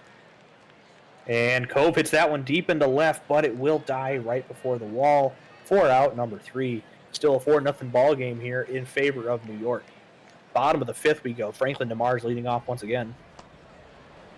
And that will be a 4-pitch walk here for DeMars. J.R. Frankenstero coming up. And he'll hit that one into left, but that will be out number 1. Squints Palladores. He will line that one up the middle. All right, runner will be testing it, and he does. He gets to third. So you got runners at the corners, 1 out for TGP. And he'll watch that one go by as Cooperstown come in. So you got bases loaded, Joey Moose. And Joey Moose will ground into the inning-ending double play as Cooperstown will be able to get out of that one. Michael Williams will get that one right past the first baseman, as that will be the first hit of the ball game for Boise. And that will not be turn 2, but they get a lead runner at second. So Maltoid Man at first now with the fielder's choice. And, they're going to call a balk there on Parco, so that runner will move up to second as McTavish swings through that one. And then that will be a walk there from Gonzalez. And that will be a line drive right to the first baseman for out number 3. Bottom of the 6th now with F.H. Cove coming up. And that will be out number 1. Errol Cove coming up now, and they hit that one to short, but can't beat it out. That'll be out number 2. James Dion will go ahead and line one up the center fielder. Or line one to the center fielder there for a 2-out single. And he will take off for second and swipe that bag easily. And then he'll go ahead and steal third base on that one. And then Bellick Cove will drive him in with a 2-out RBI single there to make it a 5-0 ball game. Oh, and then Cove himself swipes a bag as he will now be on second. And DeMars swings through that one, and that will be the end of the inning.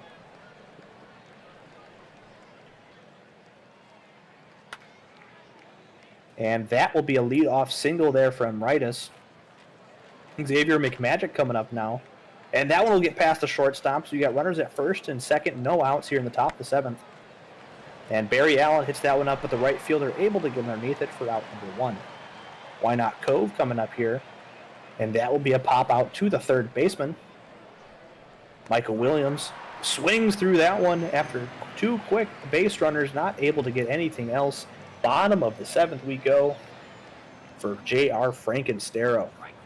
And he'll watch that one go by for strike 3, out number 1. Squints Palladores.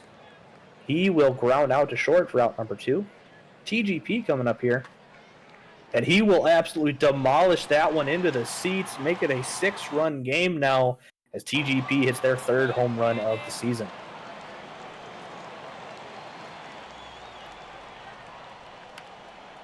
And Joey Moose will continue going here as this now another hit there with 2 outs. Effish Cove coming up now, and he will line that one to the wall, and that should be extra bases, and they are going to send the runner and make it a 7-0 ball game here for the New York Voyagers. Errol Cove coming up now, 1-2 count from FJ Cruiser, and that'll get down to the wall as they won't test it, but the runner does come across. 8-0. And that will be a walk to die on. So you got runners at first and second here. Still 2 outs. And Cove checks his swing. Is all right. Bases juiced. They have 2 outs still. And DeMars gets a single through the gap, and that'll score 2. Make that a 10-0 ball game for New York. J.R. Frankenstero, as I believe they've batted around, but he will go ahead and strike out for the 4th time this ball game. But it will be a 10-0 score for New York going into the top of the 8th. Over to you, AJ. And with a line out to Franklin DeMars, that's going to be the first out of the inning from Multoid Man. McTavish will get on board with a single, though. Now Jordan Gonzalez gets that one past diving first baseman, TGP. And now we have runners at the corners for corner vacuum. I Love Anchovy comes into the game, and a wild pitch will score McTavish. So Boise does get on the board here. And a walk drawn on the 3-1 count brings it to first and second. Papa Emeritus the first. A base hit. That's going to bring home 2 as Emeritus the first all the way to third on the triple. 3 runs scored so far in the top of the 8th and still only 1 out. But still quite a hill to climb. 7 runs needed in the last 2 innings here. And a strikeout from McMagic. Bring up Barry Allen, who singles in a run. It's now 10-4. Why Not Cove will get another single, back-to-back hits for the Boise Raptors. But a ground out to first will end the inning. Boise puts up 4 in the inning, but they'll still need at least 6 in the top of the 9th just to tie it. We head to the bottom of the 8th. It's going to be Palladores striking out. Now TGP settles in against Franklin Judge Cruiser and grounds out to the second baseman, Bellick Cove. The second baseman, Jordan Gonzalez. Joey Moose will get on board with a double into right field. 10th double of the season for Joey Moose. Josh Berger to the mound for the Raptors. And immediately surrenders a base hit to Ifedge Cove as the Voyagers get one of those 4 runs back here in the bottom half of the 8th inning. Errol Cove pop flies that into shallow left. Multoid Man will make the catch for out number 3. We head to the top of the 9th. Boise needs 7 runs just to tie it, where New York is going to win this game. Multoid Man strikes out. As Binker McTavish, the DH. Walk drawn on 4 straight pitches. The top of the order rolls back around again. Jordan Gonzalez pop fly to the second baseman. Raptors down to their last out. It's corner vacuum. Line drive into center field. It's going to be a base hit. Now with first and second 2 outs, here's Papa Emeritus the first. Fly ball in center field. This could do it, and it will. New York Voyagers are going to get the 11-4 victory absolutely dominant. Only struggled in one of the 9 innings on the pitching and defense side for the Voyagers, that being the 8th inning where the Raptors scored 4. But the remaining 8 innings were phenomenal for the Voyagers defense. There's your line scores. Anthony Parquad will get the win. 2 earned runs over 7.1 innings pitched. Neymar Cove takes the loss for Boise. James Dion will be your player of the game. All right, looking at this next box score here, we have the Providence Crabs getting the victory 8-2 over Vancouver. And looks like that Vancouver only had 7 hits, but not a bad outing. However, not enough, as only 2 hits from Swerve and King Jr. to look for on their side of the ball. On Providence's side, though, you had 2 hits there from Shiesty Jr., 3 from Benito, and 2 from Alou, but 11 hits with those 8 runs. Going down to the pitching here, Phil Donahue will take the loss. Pax Torrent the win. Third of the game is going to be Philip Alou. Next up, the Buffalo Surge get a victory 12-2. Oh my goodness. This is okay, so this was 8-8 after 9 innings. Pathfinder score 3 to make it 11-8. And then the Surge score 4 in the bottom half of the 11th. 2-run homer walk-off by Manny Calavera. Wow, what a game this one was. 3 RBIs each for De'Aaron Taylor and Vidal Valor Jr. on the side of Buffalo. For Toronto, 3 RBIs for Zach Johnson Jr., 4 for Harvey Brinkley Jr., and 3 for 6 Day for Mo Love. Erman Trout will take the loss for Toronto, while Hackenbush gets the hold, Roy the blown save, and Troy will get the win for Buffalo in relief. Vidal Valor Jr. is your player of the game, and Bazooka Joe ties the Buffalo Surge regular season game record for walks with 8. Oh, that's not a record you want. Oops. Poor Joe. Oof. But San Antonio will get the win here 6-3 over OBX, as 12 hits to 6, as San Antonio puts on the offense here. We got multi-hit games from lots of folks in the lineup, including Albies, Big Vito, Zane Colt, and Bartholomew Brown, with Zane Colt having 4 RBI. On the other side of the house here, really only offense is coming from Danny Brennan there at the top of the lineup, going 3 for 4. So we go down to the pitching here for San Antonio. Chicharron DePoyo will get the win, Komoro the save, and Gianna Morgan the loss on the side of OBX. Player of the game will be Chicharron DePoyo. And then we watch the Raptors-Voyagers game, so we'll head over to the Champions Conference and see the Cancun Toros getting a 93 victory over the Nashville Stars. Windsor, on the side of Nashville, goes 3 for 5 with an RBI and a run. Dagon gets 2 hits. On the side of Cancun, a 5 RBI day for Greenwall, who goes 2 for 5, scoring twice.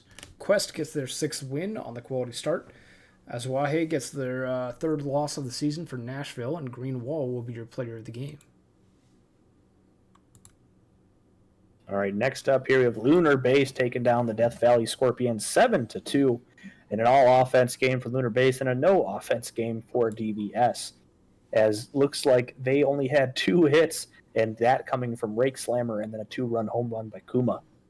On Lunar Base's side, they had 11 hits with a lot of that everybody but 2 batters contributing, with 2-hit day from Dog and Eminem and Cross Erickson, with a 3-for-3 day from Jeff Newman.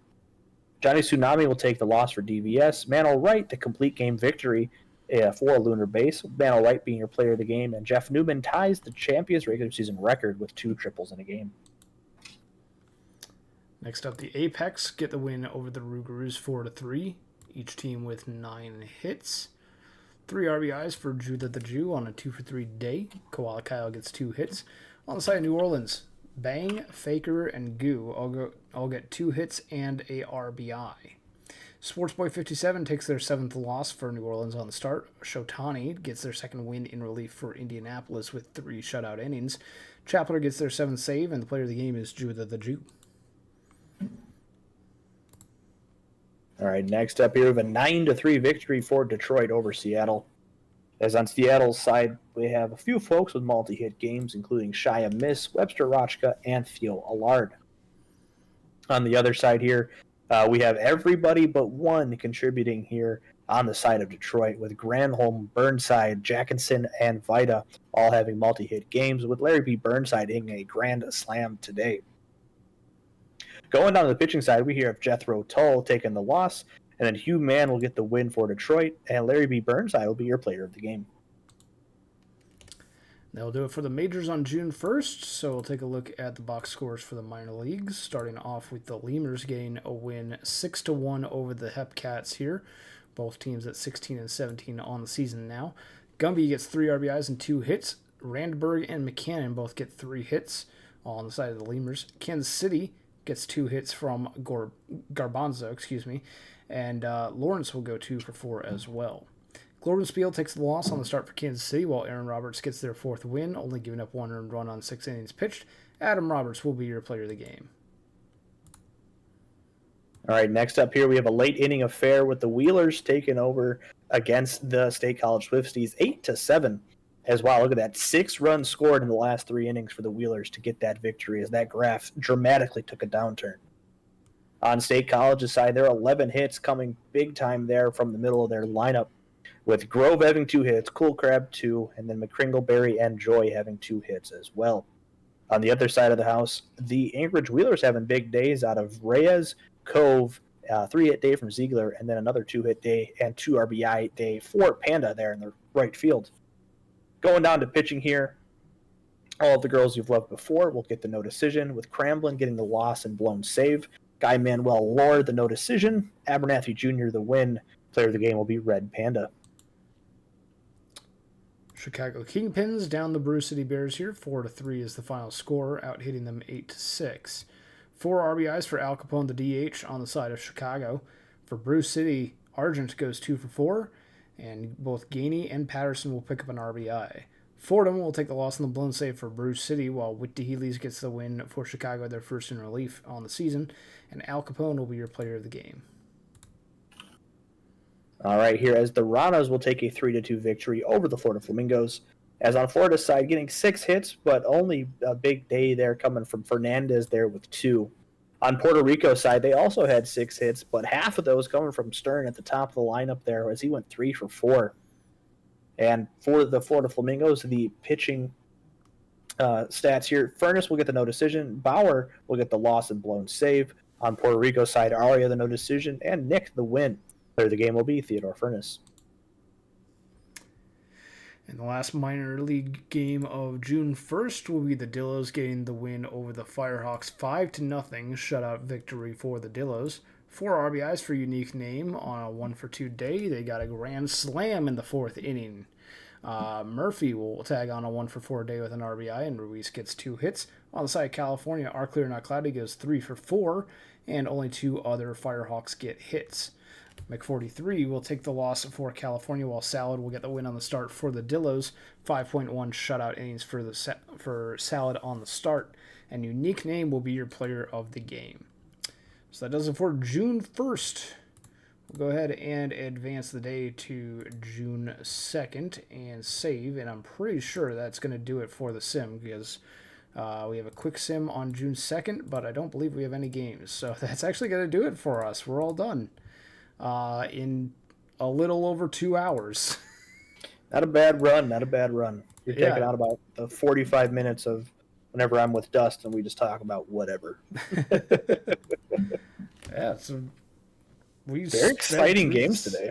Yeah, absolutely. I had a lot of fun with some of these games today. Especially that the NOLA victory over the Cancun, big upset for those 2 teams. Big thank you to the mod team, especially Mike Wool for doing the predictions, and all the mods for doing the chat moderating, and thank you to I believe Double Dub provided the stats for today's stream. Let me just double check that. Oh no, it was Punk. Punk, thank you for he doesn't get any thank yous. Come on now. He doesn't deserve those. Well, thank you to the entire stats team, and Punk especially for today's milestones.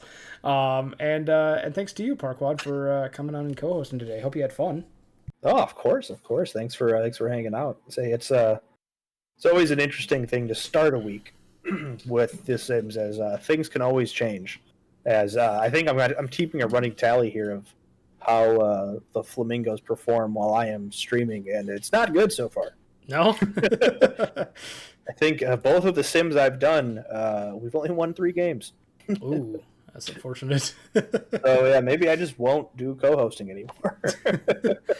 Or just co-host on days when, or just like leave the like SimCord voice channel when the Florida Flamingos are about to play, and then come back in later. Yeah, exactly. Maybe that will help. And Punk, I see your comment. Just gonna ignore it. I don't think that's needed. A little bit of teaser for future streams coming up. Desolation will be taking you through week 2, day 2 tomorrow night at 7 p.m. Eastern Standard Time. Air Crew will be taking you through week 2, day 3 on Thursday, and on Saturday, Dust and you, Parquad, will be back on the call. This Saturday, October 28th, reviewing the All-Star roster. So be sure to tune in to all 3 of those streams this week. And then keep tuning in for all the PvE streams as we continue on. You're up past your bedtime, Punk? What kind of bedtime do you have? Punk goes to bed at like 7:30. So Like that's how I know on the week. Eastern? Yeah, 7:30 Eastern. Okay. He's a tired little boy. Gotcha. I do know that like there are times on the weekends when Punk has to work on like a Saturday, but I don't, and we cross paths. So he'll message me something responding, and I'm like, oh, I should go to bed. As he's waking up in the morning, and I'm like, oh, it's kind of late. That's the sign, is if Punk's messaging you. Punk, what time do you get up in the morning then? What time do you wake up? I'm curious. If you're going to bed at 7:30, it's got to be a really early start. Yeah, it's true. Sunrise pictures from construction sites. 3:37 Saturday morning, responding to a midnight message, and the Parker replies to me right away. I'm very curious, Punk. What time do you typically wake up? I think 3 and 4 a.m. Yeah, he's an early bird. What do you do? Like what kind of work do you do that you need to be up at 3-4 a.m.? Holy cow, that's wild. Oh my goodness. But anyway, chat. Also, thank you, chat, for sticking around to this point. I always want to thank you guys as well for hanging out with us. And what should we ask chat? Chat, do you have any questions for us? I have a question for chat. Chat, have you played any? Have you gotten into any new video games recently? That's what I want to know. What about you, Parquad? Have you? Any new ones? I kind of, yes and no. I've been playing Counter-Strike 2 with a few folks, which is just wild because I hated the last iteration of global offensive. But it's been fun watching everybody else rage, knowing that I'm terrible. So I don't care if I do bad, but seeing everybody else get mad if they do bad is pretty entertaining. About you, AJ, you got anything that's been new? Yeah, I actually I recently started on the Danganronpa video game series, which is kind of like a visual novel murder mystery, where you literally fire truth bullets to like suss out the lies in other people's statements, which is just really ridiculous but really funny. So there's 3 games in the series. I'm partway through the second one, so if you've played them, please no spoilers in the chat. Punk asked how many Pokemon I ended up with from a project that I was working on a while ago. I got to 348 out of 400 and was missing 52 and kind of hit a roadblock there, but that was where I was at with I was doing a surprise trade project where I don't know, Parkway, are you familiar with Pokemon surprise trading? Yes, I am. I mean, I think I get the gist of it. I've played a good bit of Pokemon, but I never do trading. Gotcha. Yeah, so in the new games, there's a function called surprise trading where you can send out a Pokemon out into the world, and you'll get randomly matched up with someone who's also doing the same thing, and you don't know what you're getting in return. I tried to complete a living dex where I received all 400 of the new Scarlet and Violet Pokedex through surprise trades. So I went and caught 400 Pokemon and then sent them out in surprise trades and tried to get all 400 of the Pokedex. And so if I got like a repeat, I would just send it back out again. And if I got something new, I'd hold on to it. And I got to 348 before I started to give up because it's just flooded and inundated with so many like people like breed Pokemon trying to get shinies. And it's just inundated with so many starter Pokemon that they've just been like trying to breed for shinies, and they just send out all the rejects and surprise trades. So, I could imagine that being very tedious and frustrating. A little bit, yeah. It was fun at times, but it was oh man, it got long. Oh yeah, I was doing a run of Infinite Fusion. And it got to the point of like, all right, I wanted a specific fusion type, so I kept going to the Safari Zone. I think after like 4 hours, I needed a Tyranitar, and I found him twice, and couldn't catch him to save my life. And like in 4 hours, I found him twice, and I found a Pupitar, but it was like level 27. So I'm like, oh well, that doesn't do me any good. But yeah, so that was my last foray, and after that, I was like, "Oh, this is too long." I'm like, as much as I love this, I'm like, I'm just gonna stop right now. Tyranitar's got a pretty high capture or a pretty low capture rate, so it makes sense that you kind of struggle with it. But well, then yeah, and then like an Infinite Fusion, I know the one he was fused with another legendary, so it was probably just even lower. But yeah. I want to try that game, the Infinite Fusion ones. It looks fun.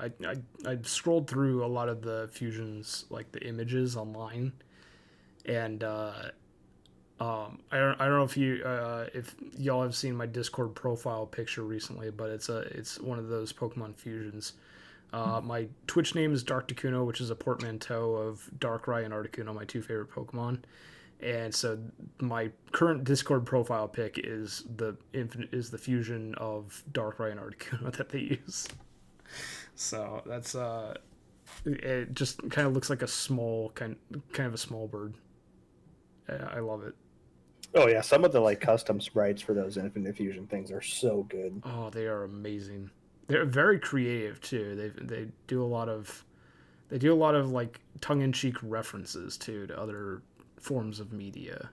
Oh, for sure. Like I know there was one, I think it was with Bisharp and Groudon. And I'm not an anime guy, but essentially it was Groudon as Chainsaw Man, and it was amazing. And I was like, "Oh, that's fantastic." I've done a few Chainsaw Man ones. Yeah, I'm trying to think of the other media that I saw in there as well. I know like the Porygons and whatnot, like always have like other video game references in theirs. Oh, they had some Minecraft ones for Porygon, yeah. I think there was one too. I can't remember what it is, but I think it's just like an old Game Boy Color is what the Pokemon ends up being. If you're a fan of Pokemon and you have a chance, definitely go check out some of those fusion sprites. There's a site that you can just look up like different Pokemon and look through fusions of that Pokemon and a whole bunch of other ones, and it's just really fun to look through. Some of them are cursed, but that's just don't look up any Miltank fusions or Lickitung. Yeah, that too. Yeah, Miltank is probably the worst, but yeah. Miltank Machamp was always the one that I was like, that shouldn't exist. Oh, that was an awful thing to look at. So whenever I was explaining to my buddies of what that is, I would just send them a picture of what Infinite Fusion is. I'm like, oh, well, here's an example. And they're like, what is this? I'm like, you're welcome. That's what that is. Oh, man. Some of this just looks so wrong. Oh, man. Dynamic says Hummus unknowingly got me into Madden 23 on Xbox, and you had no idea you could get it for free. You can get Madden 23 for free on Xbox? I think it either comes with Game Pass or EA Play. So Oh. for free in quotes. Ah, okay. Interesting. I don't have the new Xbox anyhow, so I stopped getting Xboxes at the 360, and well, I started and stopped at the 360. Punk has a question for you. Should Punk try and trade for Paul Molitor? Oh, of course. Why wouldn't you? That'd be a fantastic one. So the context of that is a while ago, I was like, you know what? I want to start an offline OOTP 24 save, but do a little fun experiment. And so what I'm calling the birth year save is you take over your favorite team, the year you were born, and finish until the 2023 season. See if you can do better than they did in real life. And because Punk is ancient, he's got like the 1975 Detroit Tigers or something, you know. But yeah, so we've been slowly go Punk a lot slower than myself. We have been going through that where I the 1997 Milwaukee Brewers, and I think I'm going into the 2006 season, and it's very interesting just to see how the players that were big things that either got bigger or didn't do anything, and vice versa. And obviously, with each draft class having all the real players and whatnot, and seeing who starts where and blah blah blah, it's fun to go through, especially even if I'm not the biggest OOTP guy, but just going through it and seeing all the different names go with these different places is very fun. Like, I think my biggest thing was I signed JD Drew right away in 1997 because he wasn't in the draft class for whatever reason. He was just in free agency. So he quickly became like the franchise player. And the other day I felt very sad because I had to trade him away because he was starting to decline. It was way too much money. But then at one point in my rotation, I had Ted Lilly, Barry Zito, and Cliff Lee being my main three pitchers. None of them having as tenured careers as they did in real life, but at least the Zito and Cliff Lee duo did pretty well for a few seasons, so that was fun. And then right now, well, I just broke it all up, but I had a outfield of Curtis Granderson, Josh Hamilton, and JD Drew. And then once I traded JD Drew, I swapped him in for Nelson Cruz. Hearing the name Ted Lilly takes me back as a Cubs fan myself. He was a workhorse for us back in like the 2009 era, I guess. Oh yeah, for sure. And another one that has been blowing my mind was Michael Barrett, another Cubs legend. Gosh. But in my save, he is a Gold Glove winning shortstop instead of a catcher, which is wild. I'm like, all right, I didn't think you ever played shortstop in the majors, and it's like I don't think he ever did. But he is like almost a perfect fielding shortstop and is getting paid almost all of the money just because he can do that. I'm like, that's fair. Hey, you know what? I get it. That's such a weird position swap too, from catcher to shortstop. Yeah, it is very crazy. All right, well, we are updated. I'm just going right now and posting it in Game Day and publishing it, so we are all set. Thank you once again, everyone, for watching, and be sure to tune in to all the streams that are coming up this week. Parquad, any closing thoughts? No, just thanks for hanging out, folks, and as always, loving the PBA streams, and get ready for tomorrow's. Absolutely. We'll see you then. Take care, everyone. Have a good night. Have a good night, folks.